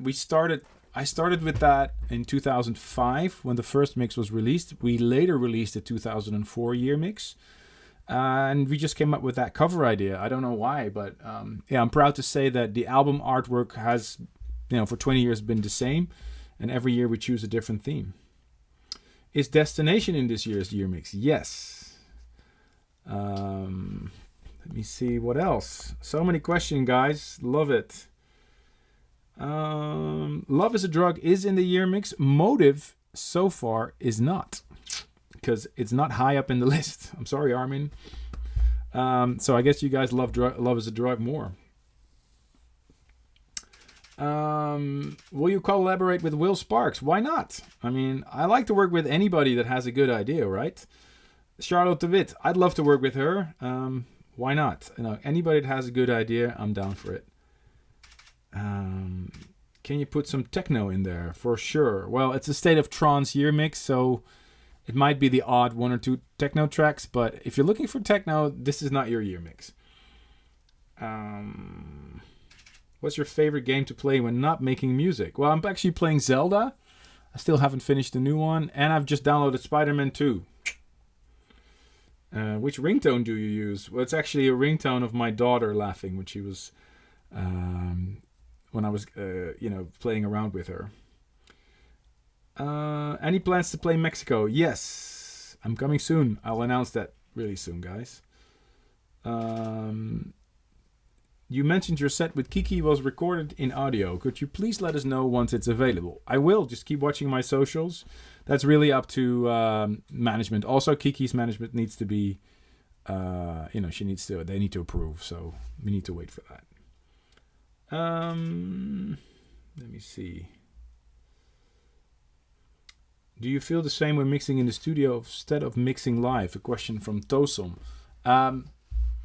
I guess I like both. It's a very different dynamic when there's a crowd standing in front of you. I mean, normally I sit in this chair for about 12 hours if I'm not at the gym or, taking my son to soccer practice or my daughter to gymnastics or cleaning the kitchen. This is the place where I'm normally at. But yeah, I love mixing live in front of a crowd. It's much more exciting. I mean, making year mixes like these can be a bit dull because you're kind of like, of 1 minute mix, I'll be probably working on it for an hour, fixing all the details and stuff. So it's a little bit more tedious, but I quite enjoy it, as I said before. Let me see.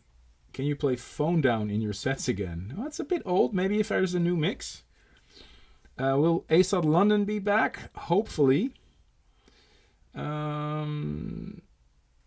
Who listens first to this year's mix? I think it's my team. They have access to the Dropbox, so they can actually listen and send me suggestions, or if they hear like small mistakes or something. Hey Armin, aside from Calvin's hit, which tracks did you want to include in this year's mix but couldn't? Actually, that's the only one that we've... there's not really been another one. Or maybe it was a track that's not been released yet, for example. I can only put tracks in a year mix that have actually been commercially released. Metro, Nico, and Eric be on the year mix? Nope, it won't, because I can't license it. So, Darude Sandstorm? No, it's not in the mix, sorry. Got into Soundwaves? Maybe. The remix of Sia? No, it's not in the year mix so far.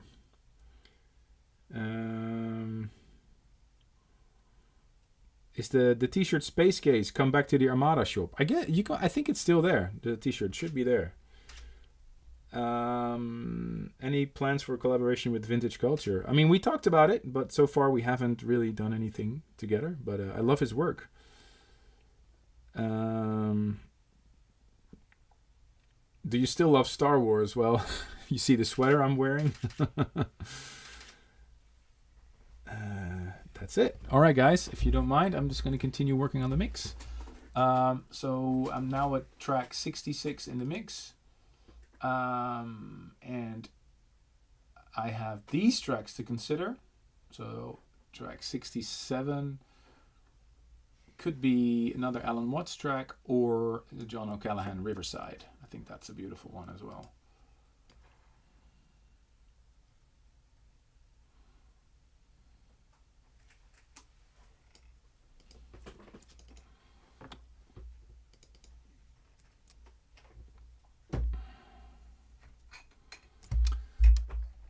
So always when I add a track, I start with this, the tedious part.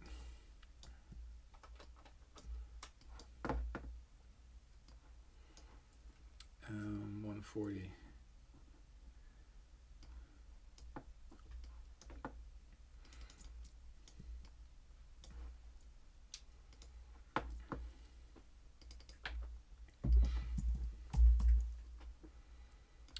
There you go.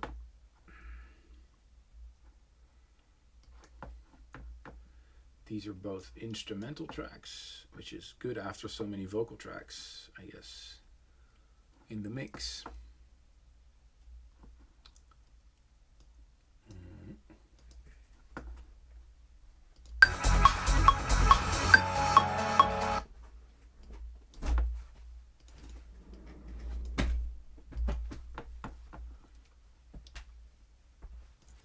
You know a producer really loves a track if he puts like instrumental sections again at the outro of a track, which is what I love.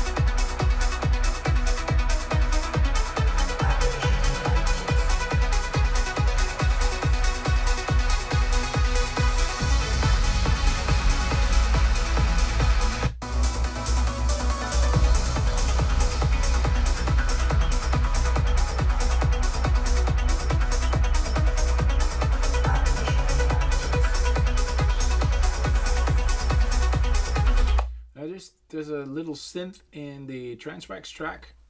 Let's see if there's a different section in the Trance track that, because it sounds a bit off. So just checking to see. See that could be. It is more clean. I love that artificial intelligence because it fits the theme of the year mix as well, which is AI.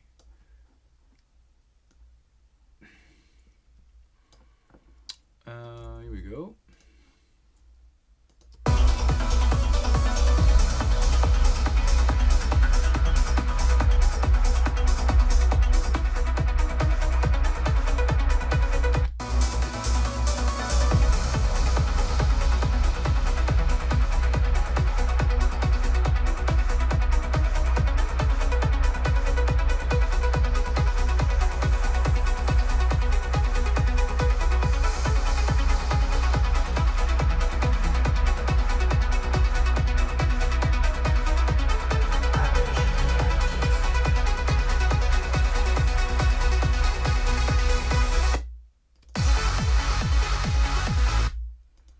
And there we go. We made the transition from B minor to F sharp minor.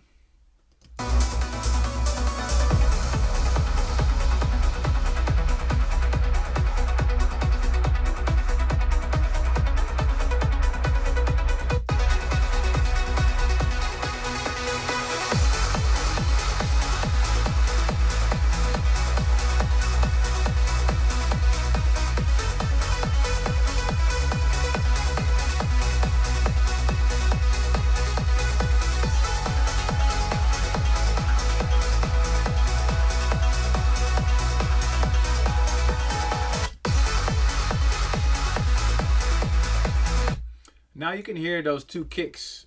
This is an example.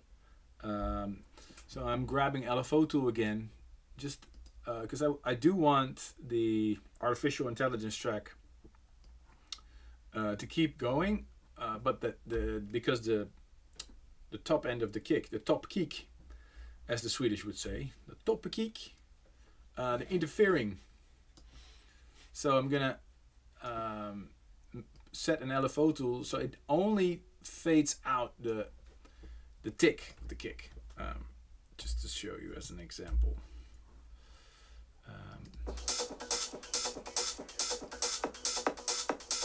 So just fading out the kick. So I do have the hi-hat and all the rest of the beauty, but I'm just removing that section, and I want to be able to control it. So I'm going to put it here, make an extra lane, and it's off the entire mix, so I have to put it at 50. That means it's off 51, 59, 49.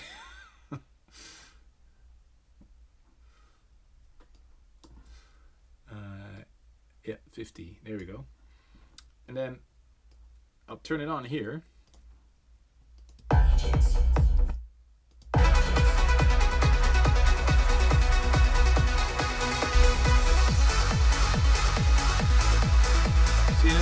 If I remove the LFO tool, you hear the attack of the kick. It's really loud.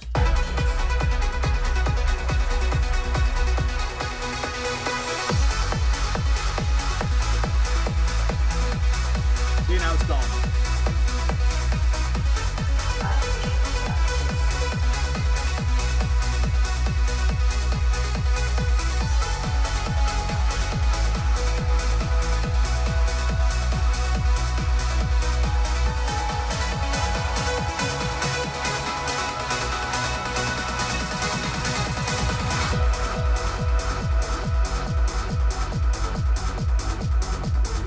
It's a different key. No, it's F.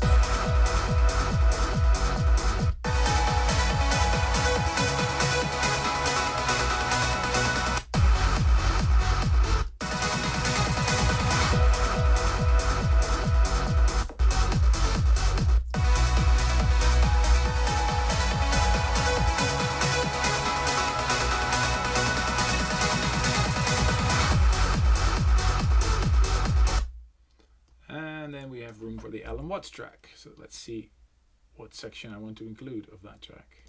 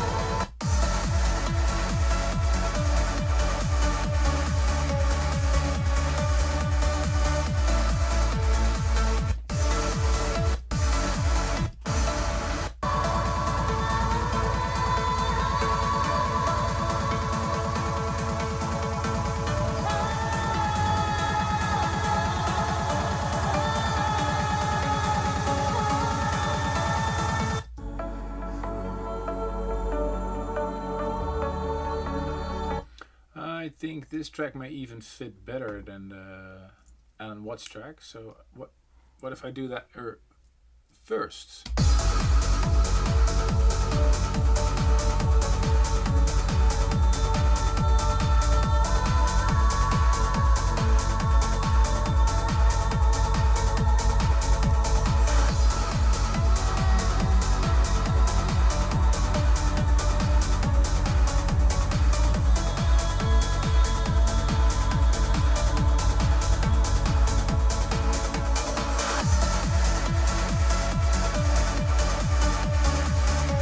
That makes more sense to me.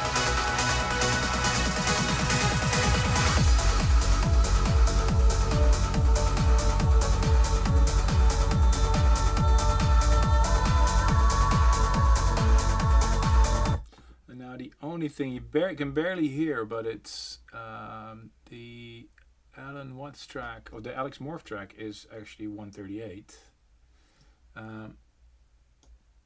So what I'm doing, I'm making a quick transition from 140 to 138, and that's what I'm using time stretching. So only at those sections. So I'm putting this at beats, and then 1/8. See, now it's totally included.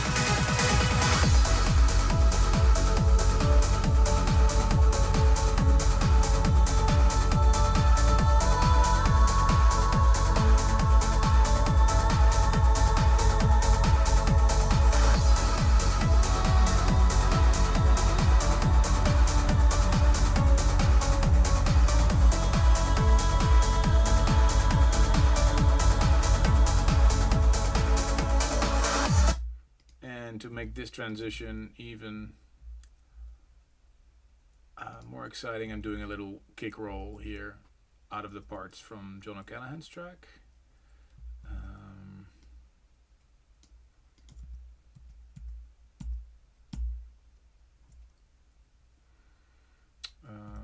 This is another kick roll, and this one I'll reverse. Reversing the entire track.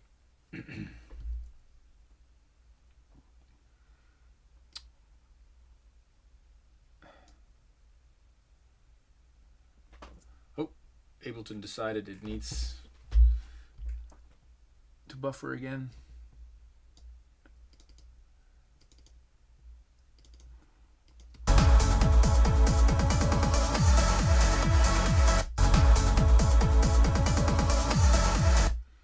Now you hear it misses the transients of the kick, and that's because it makes I've auto fade on the sides of the clips. So it means it's actually fading in every clip to avoid clicks, which is what you want, because otherwise you get clicks and pops. But for kicks, you kind of miss the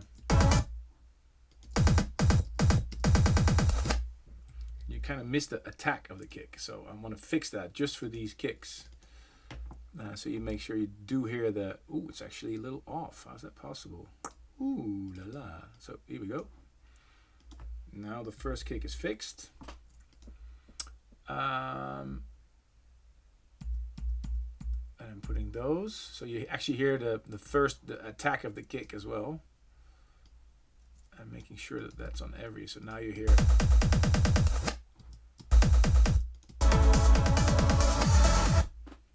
And now all we need to do is fix the volume automation.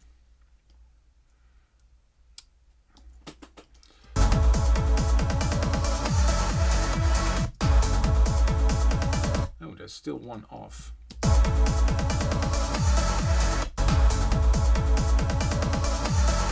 Why is that second one doing that?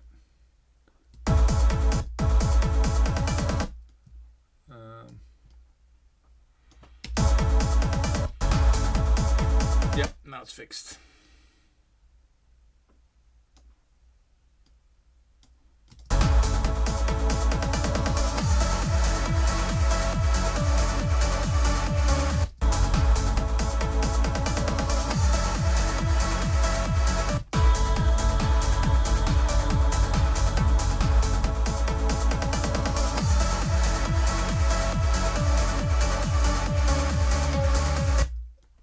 make the impact of that transition even bigger, we can include a cymbal.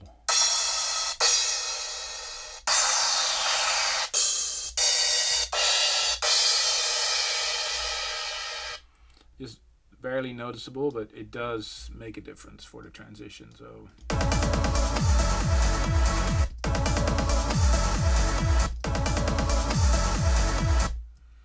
And then another trick is to just reverse it when you go into the transition.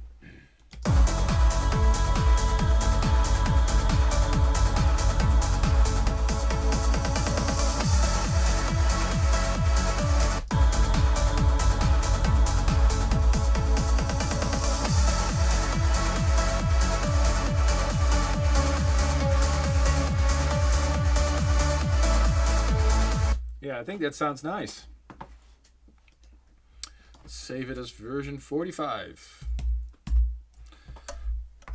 So, if you've just joined us, I'm working on the State of Trance Year Mix 2023. The mix will be broadcasted on air as the last episode of 2023, so the week right before New Year's Eve. And the mix will also be available on streaming platforms. I've been doing this live stream since 3 hours now. I hope you guys are enjoying it. And I'm taking questions in my Discord. Let's have a quick look at the questions that are coming in. Let me see. I was a little confused about the dates. A difference between recording and playing. Well, I'm making the year mix right now, but it's going to be broadcasted end of December, and the mix will be released before the broadcast. So I think it's December 8th, if I'm correct. I'm not sure. Let me see. What else? Questions.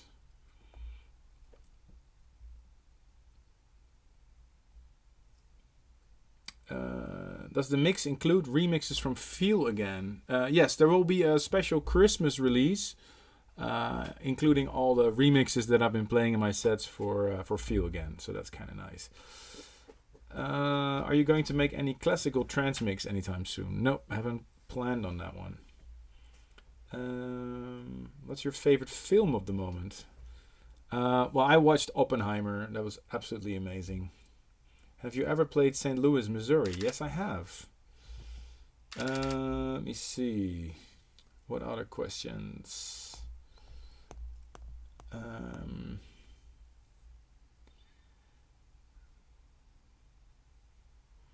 the past 2005 and 2006, how did you make the year mixes? Well, on a Mac using Ableton. Will you ever collaborate with Amelie Lenz? Why not? I mean, I always find questions about do you want to collaborate with such and such a bit difficult, because you can work with the biggest artist in the world, but you can also work with small artists. I mean, I guess people didn't know Trevor Guthrie, but you know, he was part of Soul Decision, but he wasn't a big name. But the track was one of my biggest so far. So working with a big name is just name dropping. You know, unfortunately, it does make a difference.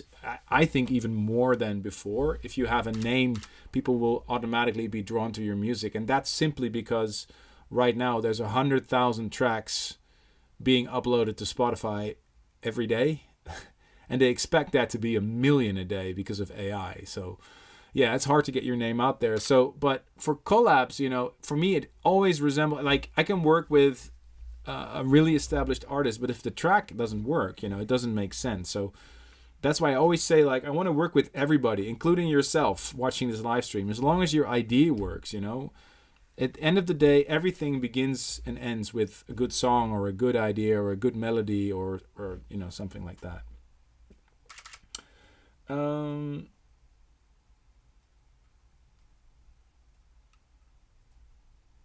Let me see. Will the song Do Right appear in the year mix? No, it won't. It's part of my album, but it's not in the year mix.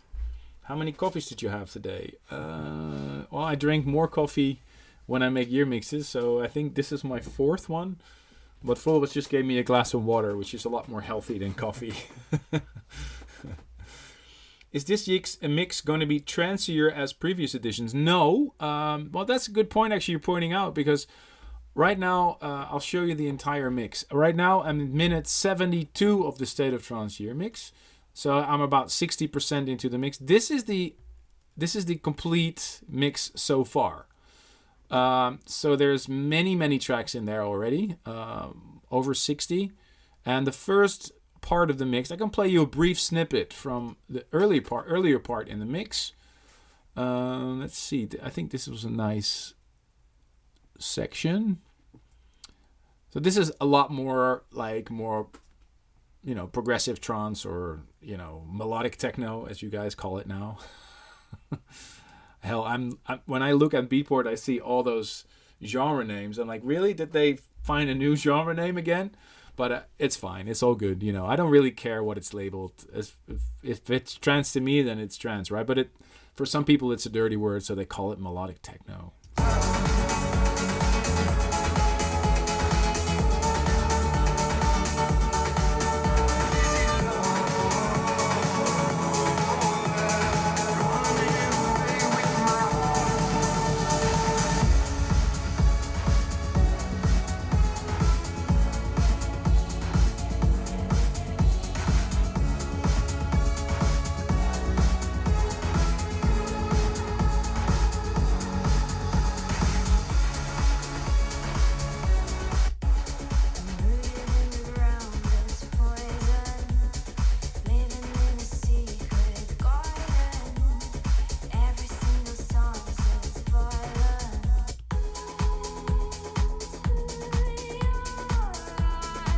So this is earlier in the year mix where the BPM is around 124. And I've actually included tracks from Aname, Estiva, Miss Monique, and Avira. So the mix really builds. So it builds to the uplifting section that's here right now. Right now I'm in the uplifting section, so that's why you're actually hearing more like the uplifting stuff. But I guess the second part of the mix will be more uplifting, and the end will be more techno-ish, or harder trance kind of thing. But yeah, don't pin me to like one BPM or more uplifting or just uplifting. It's like every year mix, it's kind of a journey of all the styles that we play at A State of Trance. So let me get some more questions from my Discord. We call it trance, exactly. Shall we just stop the whole debate and just call it house music again? Like, let's call everything house music. That would be such a relief, No more too cool for school. I don't want to shake your hand because you're a trance, whatever kind of thing. Just call everything house.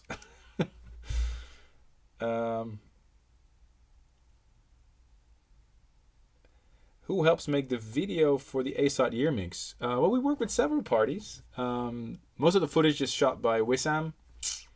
I don't know who does the edit, but he does a great job. And he did a great job last year. Via Infinity made it. Yes, Estiva was actually really high in the top 100 of the State of Trance year mix. Shout out to Flores. Hey, there we go. A lot of people ask me what is my favorite year mix so far. Well, I haven't really listened to all of them in succession.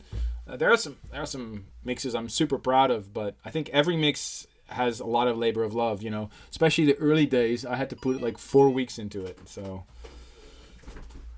how's the collaboration with Hilo? We need to find a date to do a follow-up. Let me see what else.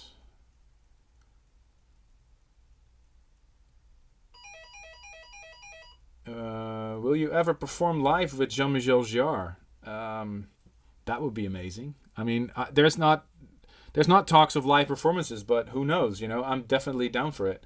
We're releasing our track Epica Maxima tomorrow, which I'm super proud of. Let me see. Any plans to come to Northern Ireland? No plans, but I'd love to come back. Transmission Ilke Klein AVB, please. I have to insist there. I've included the Joris Vorn remix in the 2022 edition, and I really want to focus on new music. And I'm proud of my mix. It did really well on my sets, but if you want to listen to that, grab the 2022 edition. Let me see. Or else. Is it possible to play Psytrance for your fans? Yeah, if there's a Psytrance track that's high in the standings so far for the mix, then yeah. A lot of people asking for a new universal religion. I am actually thinking about doing that. But then I want to do something different for universal religion, different than ASOT. Should still be trance, but maybe like constructed, like using stems like I'm doing for this one. I don't know yet. Is Armin afraid of 138? The new songs are too fast. Excuse me? What do you mean by that? I have no idea what he means. Right now I'm at 138, so... what else? Hi Armin, do you think about making ASOT first half mix? A lot of great tracks released earlier in the first 6 months. People may forget them. The remix of Ahmed Helmi for Ruben's Footprint, for example. Yeah, I mean, the answer to that is very simple. It's not high in the standing so far of the Tune of the Year voting. So if there's a track of yours that you like that's not in the State of Trance year mix, then either it means I couldn't clear it for clearance purposes, but that's not a lot of tracks, or it's just not high in the standing so far of the Tune of the Year voting. So Epica Maxima will not be part of the year mix. Nope, it won't. Maybe next year, I don't know. We'll see. A very sweet message from Eric says, Dear Armin, you deserve a big compliment. The year mix will be a nice one. Keep up the good work. 2024 will be a very nice year for you. Let's hope so. Dennis says, did you include Morphlander, The Devil and the Dirty Bird? No, I didn't. And the simple reason is that it's not high in the list so far for the Tune of the Year voting. So I based the choices of the track selection for the mix on the Tune of the Year voting. So, and you can still influence the result of the voting just by heading to vote.estateoftrance.com. Are there any Daniel Candy mixes in the track? Yes, I think there is. Armin, could you tell a bit more about the 138's history? There's not really much to say about it. 138 is just a BPM. And honestly, I don't care if a track is 80 BPM or if it's 200 BPM. If it's a good track, it's a good track. But, traditionally, 138 is a BPM that a lot of uplifting tracks, they stick to. I don't know why. And in a radio show years ago, I once said, who's afraid of 138? Because all of a sudden there was a trend that the BPMs were going down. And I like high BPMs, as you know. But I also like low BPMs. I don't really have a particular favorite. It's just that traditionally a lot of trance music is 138. Don't ask me why. But it doesn't mean a trance track of 136 or 132 or 124 is less, there's actually in the State of Trance year mix, there's a lot of trance tracks that are 124 or 126. So really 138 is just a number. But it was something I said during a radio show, who's afraid of 138? And we made a label to that just to cater to the fans that really like the faster, higher BPMs. For years, people actually didn't like it, or there was not a lot of support. And recently you see that all of a sudden a lot of people are start playing higher BPMs again. So maybe I should start a new label, Who's Afraid of 150 or something. No, I just like to stick to what I do. What's the difference between the Friday and Saturday lineups for Ahoy Rotterdam? We'll announce the full lineups for both dates soon. They're going to be two completely different days, different lineup, different sets. So I guess it's worth it to come to both, obviously. It's not the same, so I'm going to do different sets as well. Hi Armin, have you ever thought about making a mix with the winning trends of the year songs? I did, but that will be a short mix because it's only 20. I think we've only done 20 or 21 countdowns so far. Will there ever be Communication Part 4? Who knows? Good idea, actually. Yeah, it may need an update. We'll see. Are the tracks already mastered? Is the final compilation mastered again? Is this remastered sound don't affect the sound? I think there is a lot of confusion about what mastering actually is. I think if you ask 10 different artists and 10 different mastering engineers, they'll give you 10 different answers to what mastering actually is. Some people say it's about leveling. Some people say it's about EQing. Some people say it's about both. I think that mastering is basically you give the keys to your house to somebody else. No, I've worked with a lot of mastering engineers, and sometimes it does make the end result better. Sometimes it doesn't. Recently, when I work with Benno in the studio, we just make the master ourselves, because sometimes we send it out to mastering and it's ridiculously expensive, and all they do is they boost the 500 hertz frequency or something. And yeah, it does make sense, but I don't think it's worth the money. It doesn't really make it better. For the year mix, I do like to work with Arjan Rietvink, simply because I've been working with him for years. He's very good at it, and because I have so many tracks in the mix, he goes over everything and smoothens out transitions even more. Because, sometimes if you've been working on a mix for so many hours, it's good to have a set of fresh ears, kind of working on everything. So I leave the final mix to him, simply because there's so many elements in a year mix. But there's a lot of people who make mixes without mastering. I mean, we can have an hour's debate about mastering here, but I think it's all about using your ears, and if something sounds good, it sounds good. Is there a Kiki song in the mix? No, there's not. Any news about Rising Star? I just haven't had time to work on a new Rising Star track.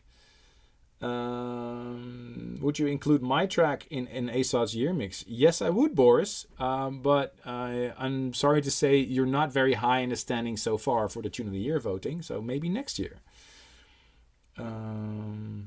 What happened to Gaia? Is Gaia done? No, on the contrary.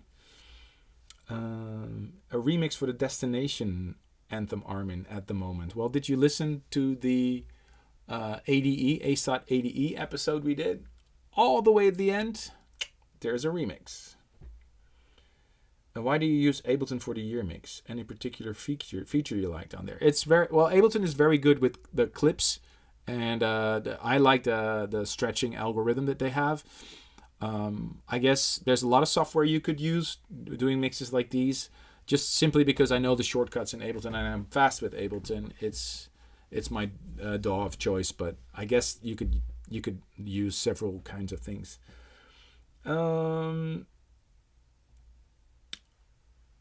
What Gaia Tuvan remix was that in your ADE set? It's a new one.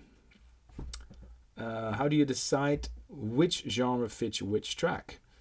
I just go by gut feeling, I guess. I just don't look at Beatport labels. I mean, I love Beatport. It's amazing. I mean, where would we be without Beatport? But I don't always agree on the genres. But a genre discussion is, it could be endless. So I'm just glad it's there. But sometimes I play stuff that's labeled as melodic techno or hard trance, or I don't care. If it fits my set, it fits my set. But I like to say my main sound is trance. But something's labeled main stage or whatever that is, I just use it if it feels right. Let me take some last questions, and then I'll continue a little bit more with the State of Trance year mix. Is it a possibility you're going to visit Transmission in December? No, I'm not playing Transmission, and unfortunately I have other plans, so I'm not going to be there. But I hope you guys are going to have an amazing time. Favorite synth is Silent. No, I like Silent. It's a little older, but it's an amazing synth that I'm still using a lot. I guess Serum would be my current favorite. I'm using Serum a lot. I love Spire. Those are my go-to synths, I guess. Diva is amazing, and there's a couple of new ones that are just incredible. Really, don't pin me too much on one. Pigments. I've been using Pigments a lot lately. There's several really, really good synths at the moment. All right, last one. Trance is a feeling, not a BPM. I agree. What has been your big highlight of 2023 so far, says Ross? Well, I want to say my gig on the Burj Khalifa in Dubai. It was literally a highlight. The only downside of it is that there was no audience because they couldn't come up there. But it felt great to do a DJ set so high up. And it was great to promote the Untold Dubai Festival, which something I'm really excited about, to see you guys in February. I guess by that time I could use some warmth. So if you guys don't mind, I'll still be taking questions later, but I'm going to continue working a little bit more on the mix. So right now I'm in the 73 3-minute mark in the State of Trance year mix. I've just mixed tracks from Trance, Wax, John O'Callaghan and Alex Morph. I was working on an Alan Watts track that I really like, but I felt for that particular transition from B minor to F sharp minor, the Alex Morph track fitted better. So now I still want to go back to that Alan Watts track because I like it and it was high in the Tune of the Year standing so far. So I'm gonna see if I can make a transition between the Alex Morph track and the Alan Watts track called Set Me Free, which is on Carnage Recordings. So here's where I am right now.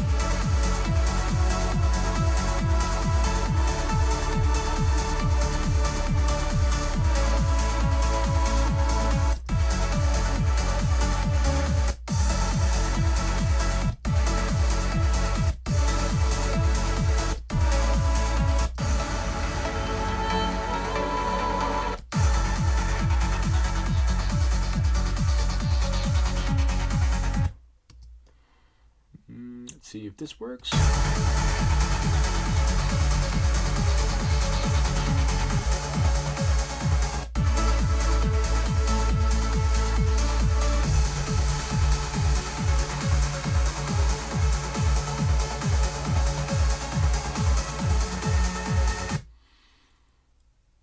Okay, now here's the first issue. I see that the Alan Watts track is 140 and the Alex Morph track is 138. So there's a slight tuning issue. Now don't tell anybody, but I'm gonna up the tempo to 140 secretly during the transition. But it means that I need to stretch the Alex Morph track. So rather than using repitch, as soon as it goes to 140, I'm gonna use it to put it to beats and put it at 1/8. So you barely hear it, I guess. So this is the Alex Morph track stretched to 140. But it means I don't have to stretch the Alan Watts track because I quickly transition from 138 to 140. Check it out.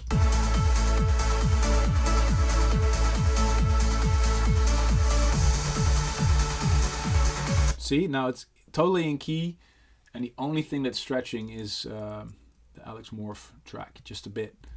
And the only thing I'm gonna do to smooth out the transition in the Alex Morph track, I'm gonna put the last bit of that track into a delay. So I have this track called Simple Delay, and it just smoothens out the transition like that. See, so you don't hear that actually the track is being cut off, but it's just.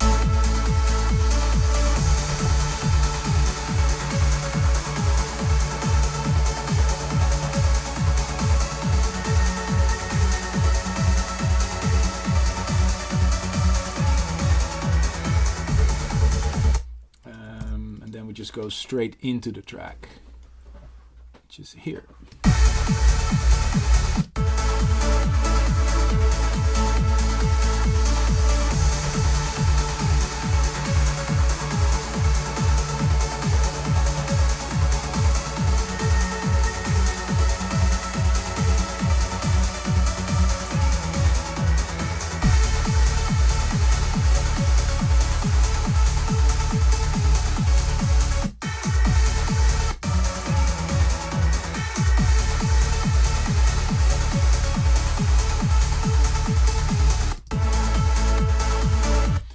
So now, when we go from Trance to John O'Callaghan to Alex Morph to Alan Watts in 1 minute. No, in 3 minutes.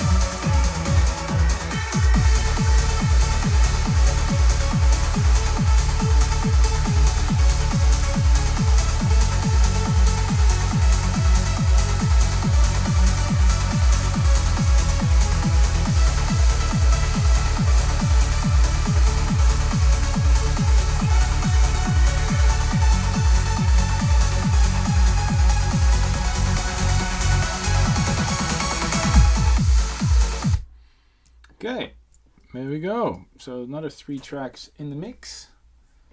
And here's a...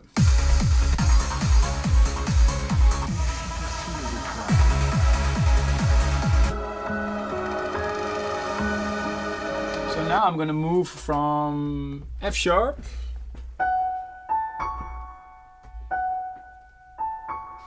minor to C sharp, because they're in the same chord, hopefully. It's always a bit of a gamble, but it should be fine. So we're going from Alex Morph to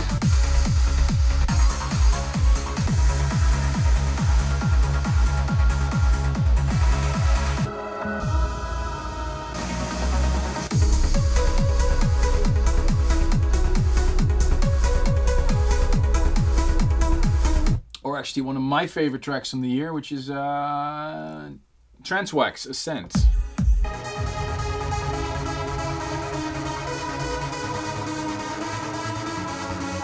Super dope track. Really love this one.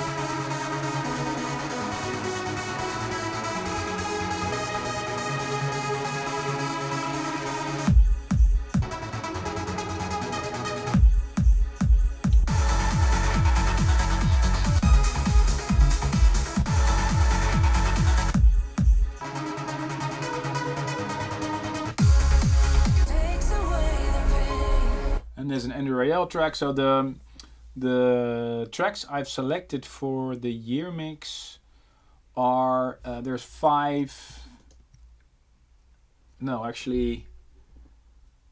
7 C sharp minor tracks, roughly about 138 and 140. So I'm going from Alex Morph and Amy Wallace to either Trance, Andy Royale, Craig Connolly, Frank Spector, another Andrew Rayel one, and my track with Vini Vici, and another Kijaro and Pitch track with Emma Hewitt this time.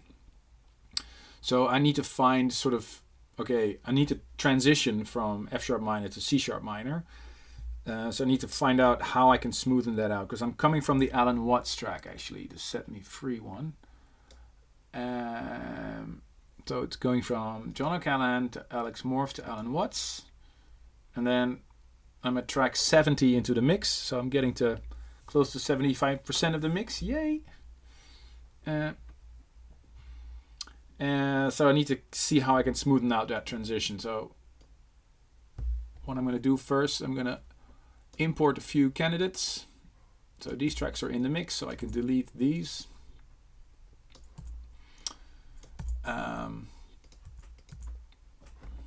And I'm going to import the ones that I think would fit after the Alan Watts. So I'm listening to like tempo, like sound, color, like that kind of thing.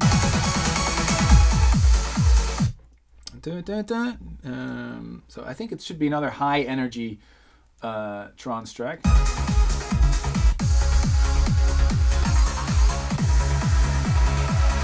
I think the Frank Spector track is a candidate for sure. And I love this track by Andrew, but it goes into a vocal, so it's a whole different section.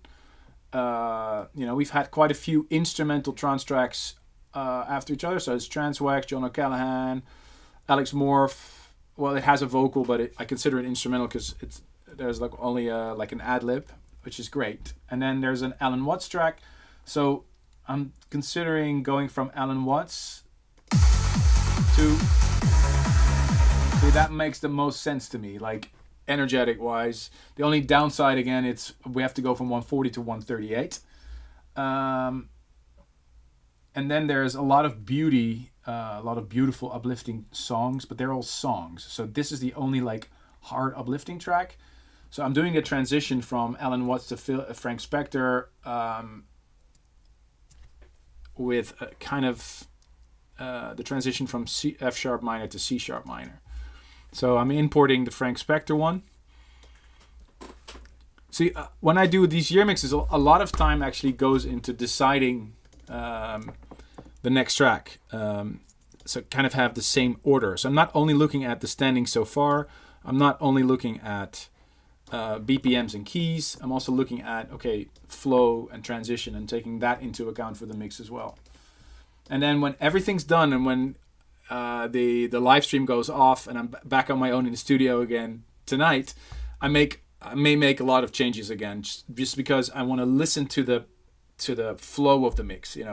Does it make sense? Sometimes there's a theme that lasts about 16 bars or 32 bars, and did we hear the theme enough? Did the track actually get enough attention in the mix? Because I have the tendency to make it really, really short.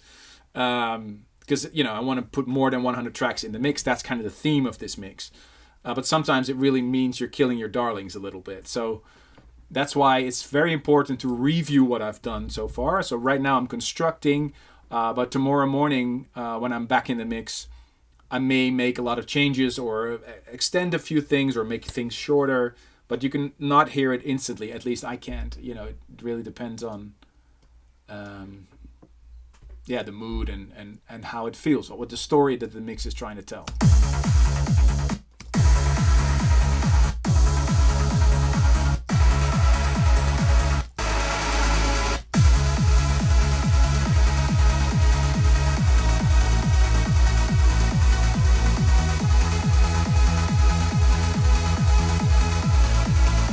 So here's another track that's high in the standings so far for the Tune of the Year voting. It's a track by Doppenberg, Dutch guy, and Frank Spector from France.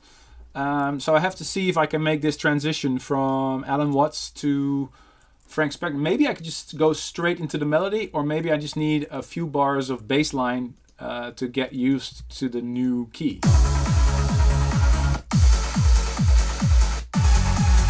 So what if I just drop the melody in straight? Let's see if that makes any sense. If it doesn't, I can just have a section where we just go to straight bass line.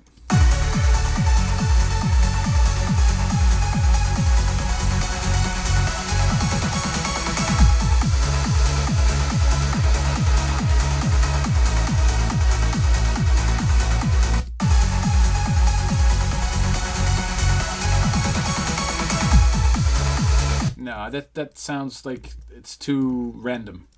So I'm gonna have, I need a section where I just introduce the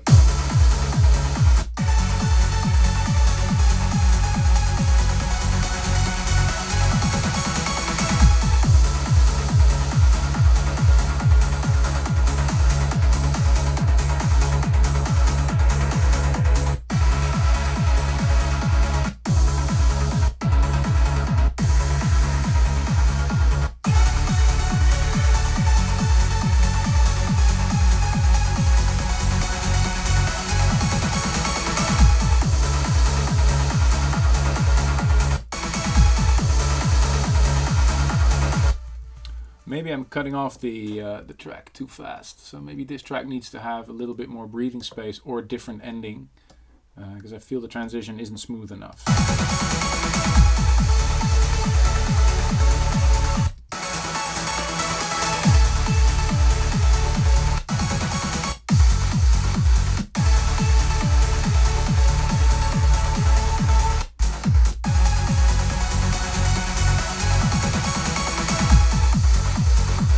That's a smooth transition to me, but that's F sharp. So see if we find another track maybe that's better for that transition.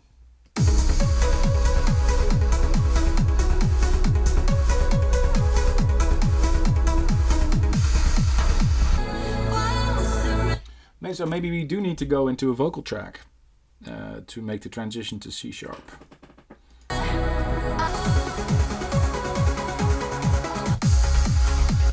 And this is in minor, so I guess the Andrew Rayel track would be my first choice. So I will use the Frank Spector track, but I'm just parking it for now. So this won't be the track after the Andrew Rayel one then, or the Alan Watts. Okay. Now first help Ableton a bit.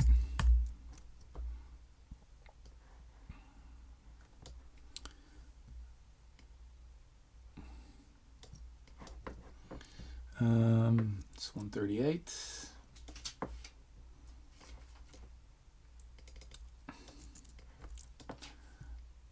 Now let's see if Santa Andrew has been kind enough to send me the stems. Andrew Rayel, here we go. One More Memory, he sent me the stems. Amazing. See, here are all the separate stems from Andrew Rayel's track One More Memory.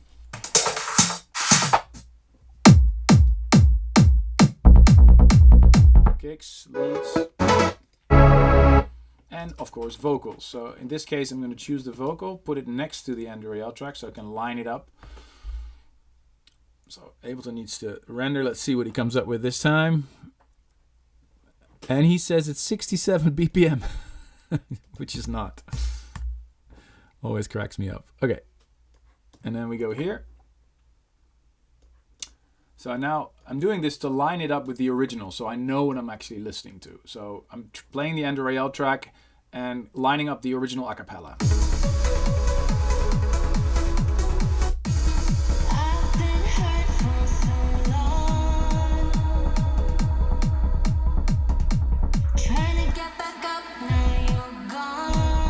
So that's the vocal. That could go over an F sharp. I've been hurt for so long. Can't really. Sleepless nights, we're running through my mind. Why we're going nowhere, but I'm still there. I'm still there. When I lie awake at night, I remember. Sleepless. Now let's see if that works with an F sharp. I don't know. Just have to work on it. See if it works.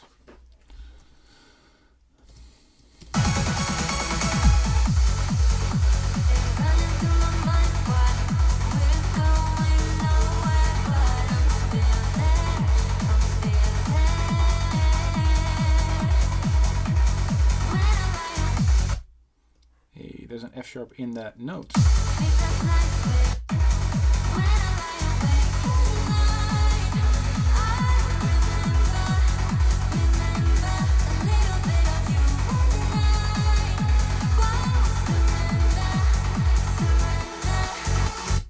Perfect. So now we're actually having an F sharp minor vocal over, a C sharp minor vocal over F sharp minor track.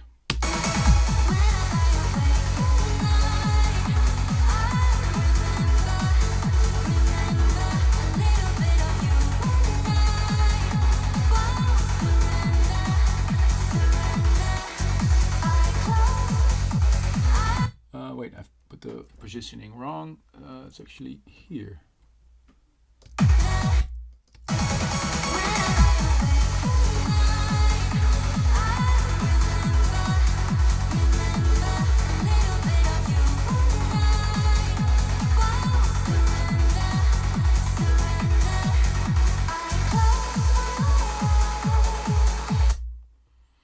Now let's see where the track.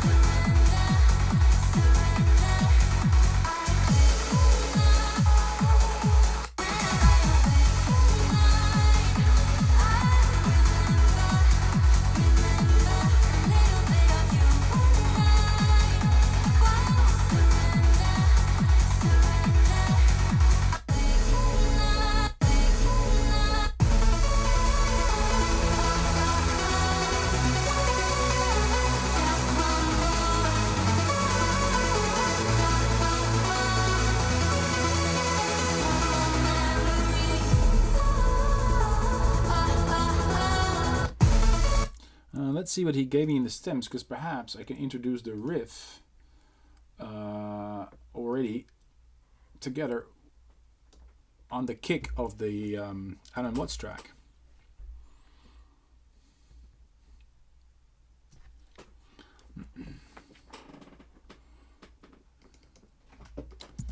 So it's 138.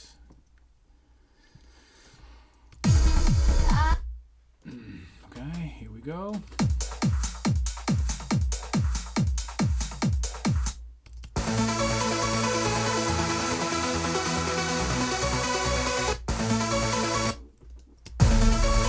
That's amazing. So now I have this riff solo, and I can introduce that, and before I introduce the entire track. So let's see what happens here.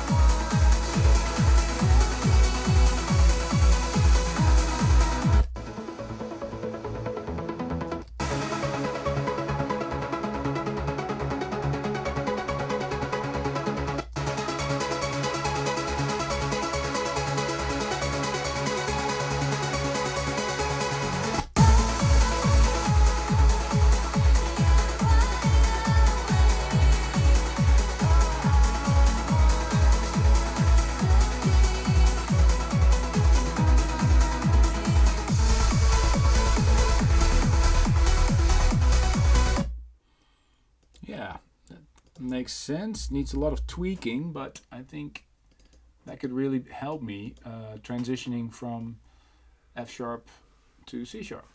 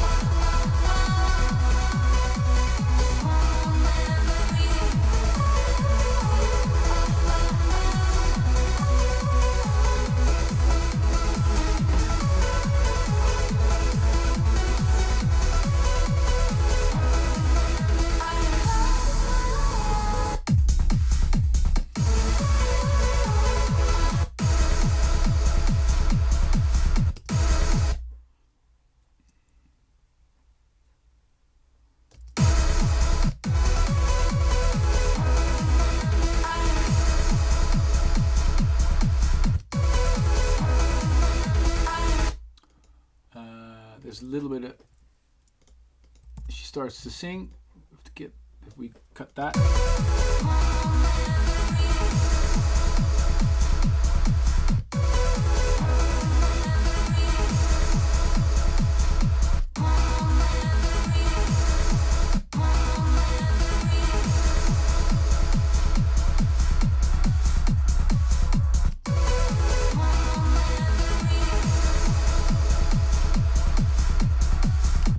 Great. So now I survived another transition from F sharp to C sharp. So now we're at track 70 into the year mix. Minute 75 minutes into the year mix. So we're getting really close to getting to 75%. So yeah, guys, my suggestion is to leave the live stream running for about 5 more minutes. And then, yeah, I'm going to cut it because I think Flores wants to go home as well. It's very nasty outside still. Why is there 4 tracks of the same song? Well, Xion, I'm using stems, several parts from the song. For example, with this Andrew Rayel track, the track itself does end up in the mix. This is the full Andrew Rayel master, and here's just the leads that I'm using. So he sent me the stems, so it's easier for me to make transitions, and it harmonizes perfectly with the rest of the mix. Why do you need to play a track at its native BPM? Why not play 139 instead of going from 138 to 140 and back to 138? As a question by Barbs. Good question, Barbs. Thanks for your question. I do that because if I stay at its native BPM, it's more. I don't need to use any stretching. I don't need to use any pitching. So it just sounds the purest that it can. First of all, I'm using uncompressed WAV masters for everything that I do with the year mix, so it has the highest possible sound quality. I know a lot of people are using stretching, and that's fine. There's absolutely nothing wrong with it. In fact, I think a lot of the stuff you hear in modern day music is time stretched to the max. But just because it's melodic music and there's a lot of things going on, like melodies, bass lines, kicks, and everything, there's a lot of information in trance music in general. You can easily get caught up in stuff sounding too artificial or too stretched, and I take pride in the fact that a lot of the mixes that I do, I rarely use any stretching. I do sometimes when I have to switch to certain BPMs, but then I try to minimize it. I don't have to jump through hoops. So to make my mixing life a little easier, I try to stay in the native BPM at its original repitch. But that's just who I am. There's nothing wrong with stretching or making it sound artificial. In fact, it can be a cool thing. Who's making the master of your tracks? Have you ever done? Is a question by Bruno. Well, I've answered this question before in the live stream. I use... when I work with Benno in the studio, we just do it ourselves. And also when I'm working on myself. So actually, I like to work on it that way. But sometimes I'm using a mastering engineer. For the year mix, I'm using a mastering engineer simply because there's so many elements going on and sometimes I just can't hear it anymore. Hey Armin, what are your thoughts on classic trance being popular again? Do you think trance will ever be as popular as it was back in 1999? No, I think simply because the sound has changed. I mean, nobody owns trance music, right? We're in a phase where, there used to be only a few genres back in 99, but now there's all these genres, new genres, like there's a new genre being born every day. So I'm happy to see that higher BPMs are possible again, and a lot of melodies are coming into techno sets, so that's a cool thing. What suggestion do you have for an upcoming artist to stand out? Question from Ahi Takni. Simply, your quickest way to the top is, I guess, making a track that everybody starts playing. I mean, look at Casso, what he's doing right now. He's on Dance Department this week with a guest mix. He's 21, he's from the UK. He made a remix that he put on SoundCloud that got super popular, and he's living the dream right now. Let me see. Who have you enjoyed working with the most over the years? I'll have to say Benno, because he's my buddy, and we just have a click in the studio. But I haven't had any bad experiences collaborating with other artists. Hey Armin, is it correct to use the D major on a trance song? Yeah, why not? I mean, I love D major. There's nothing wrong with D major. We all love D major. It's funny though how a lot of trance classics are actually in G minor. I had a discussion about that with Ferry the other day. A lot of it is F sharp, G, or G sharp minor. But I know a lot of really great trance tracks in D major. So please, there's nothing wrong with it. Will you do a year mix in Dance Department? No, I won't. Simply don't have the time for it. What's the secret in finding balance between work, making music, gigs, family, and personal life? Well, I could talk about that for hours. I have to say there is a new documentary. There's a thing called Be Playing, which is part of Star Plus, and it's on Disney as well. It's actually pretty cool. There's 6 episodes, also featuring Carl Cox, Nervo, Afrojack, and I did an episode, and I talk a little bit about that. So maybe you want to check out that episode of Be Playing. It's called Be Playing. If you have a Disney account, it's on there, and I think in Latin America, it's on Star Plus. Will the Space ID that's been played many times live be sent this year? I think we're starting to promo soon. I hope it's dropping soon. I don't want to promise any release dates, but I think it will be. Armin, I love you. Thank you so much. Let me see. What else? How long have you been preparing for this year mix? I already answered that question, but it's it starts by gaining the original masters, and I have to say big thank you to the Armada team for helping me with filling the Dropbox with stems. I mean, I just showed you all the beautiful artists that have sent me stems of their tracks, which I know is a pain to make stems, but of these tracks, right now, I'm having all the stems. You know, guys like BK and Craig Connolly and Ilke Klein and Ferry Corsten and Hel Sloot.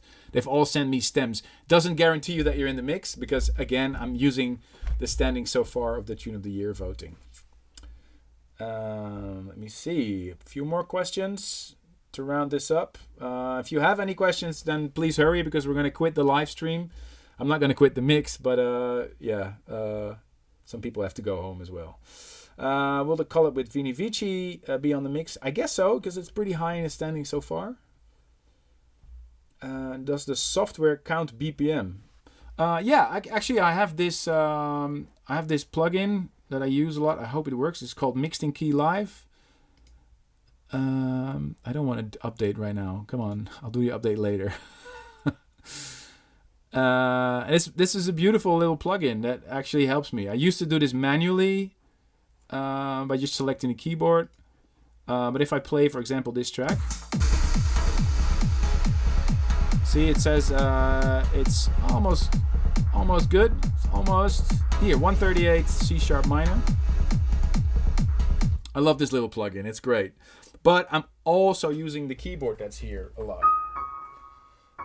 See, because sometimes the software can go wrong. So honestly, no matter what you use, if you use mixing key, if you use a record box, whatever, always check if the ground key is what you're actually hearing, because the software makes mistakes. I see on Beatport, Beatport trying to analyze, and they're obviously relying on the AI to, and then it says my track is in a totally different key than what it's in. So. Always use your ears, but I find this tool, the Mixed in Key Live that they did with Kashmir, I found the most helpful. And I don't have any shares in that. So, are there any Robbie C tracks in the mix? I don't know.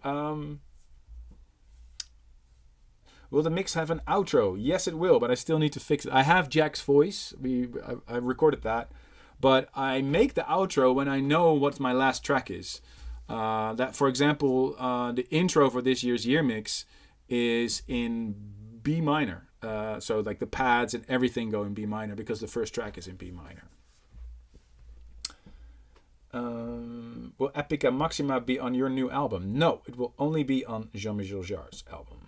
And it will come out next week. Let me see. Do you like drum and bass music? Yes, I love it. It's amazing. I have so many styles that I love. I mean, I was at EDC the other week and I heard like dubstep again and trap and the sound that's in the US. I love it all, but I don't play it. When I love something, it doesn't mean I automatically play it. But I love a lot of, like, you'll secretly find me at Awakenings in a corner with my hoodie on, listening to Adam Beyer or something. I'm a massive techno fan as well. So, but the sound I play is trance. Will you collaborate with Fred again? I would love to, but I guess he's pretty busy looking at his Instagram. Armin, a question from JC. How could Ableton improve making next year's mix quicker for you? Well, for some reason, I find it funny how Ableton always struggles to auto render the clips. I guess they're working on it, and it does get better, I have to admit. But if they could look at that would be so much easy. Doppenberg Music is online. What's up? Great to see Genesis is selected for the mix. It's selected, but it's not in the mix yet. But I guess it will be, so don't worry about it. What about the ASOT show for next year? Any new plans? Well, the big plan is, of course, we have the new theme, Destination. And there will be more destinations announced. We'll be doing more festivals around the world, I'm proud to say. But the main focus right now is on Rotterdam. I'm so excited. Ticket sales are actually going really well. And after the success of last year in Utrecht, I was kind of scared because we're moving to a new venue, new location, because the Jaarbeurs isn't anymore, at least the hall that we used as the main stage. So we have to move to Rotterdam. But I think I think you guys are going to be excited because I was actually in the Ahoy. And it's more condensed. It's closer to each other. We'll be using the entire Ahoy, almost every room, and we've got some amazing stuff planned for you guys. So I can't tell you how excited I am for ASOT next year. Few more last questions, guys. We'll be cutting the live stream in a few minutes.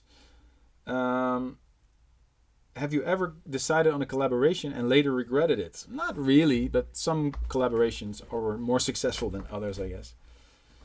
Do you like Patatje Oorlog? Yes, I love it. Let me see. Is there an Energy Mind track in the year mix? Not so far. Can I visit the ASAD radio show when I travel to Amsterdam? Question from Abriot. Good question. Best thing is to send an email to either Nina or Ruben, because they handle that stuff. We always love having guests on the radio show every week. Tonight we'll have guests as well.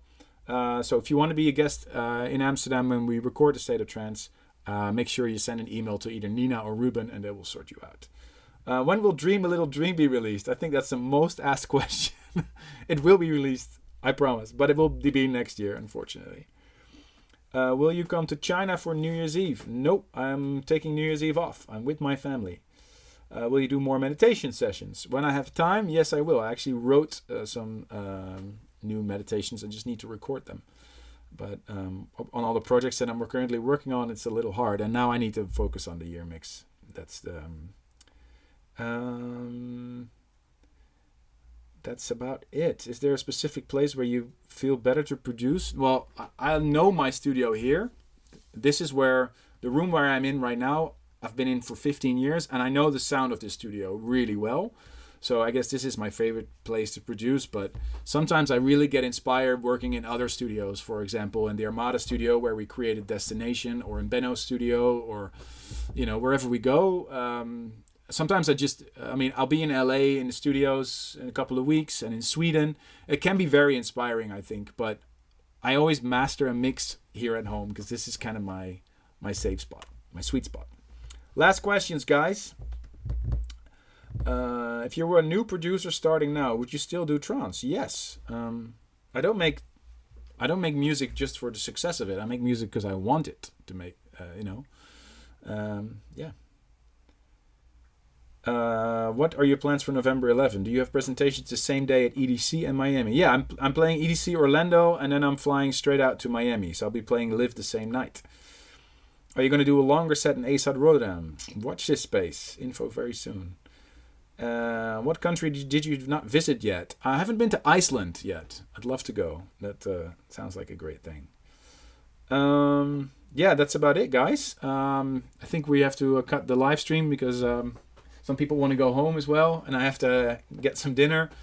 I just want to say massive thank you to everybody for joining this State of Trance live mix. Maybe I can end with playing another section from the year mix, not a section I've just played you, but maybe something from an earlier section in the mix. I'll play you 1 minute, and then the rest has to be a secret until the mix gets released, and you guys can enjoy the rest of it. So shall we do that?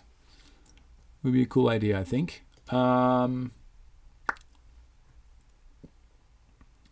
This is a nice section. So thank you for watching. Thank you for tuning in. I'll be playing you one more minute from the mix that I did earlier. The mix will be broadcasted right before New Year's Eve. It will be released early December. Tonight I'll be broadcasting a State of Trance from our studio in Amsterdam. Guys, keep watching, and I hope to see you guys soon.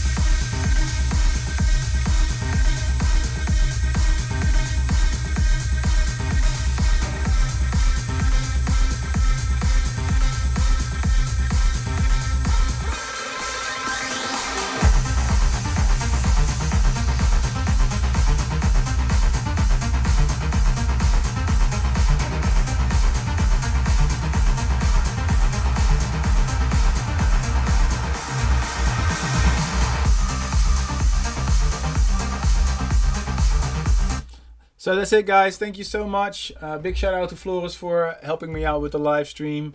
Don't forget to tune in tonight to A State of Trance, and I'll see you soon. Bye bye.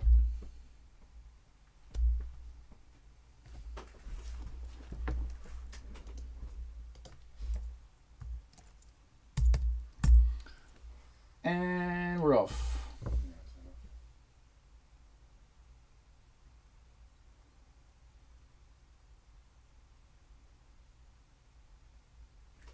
Het is allemaal weg dit. Cool. En? Niks gebeurd. Ging het?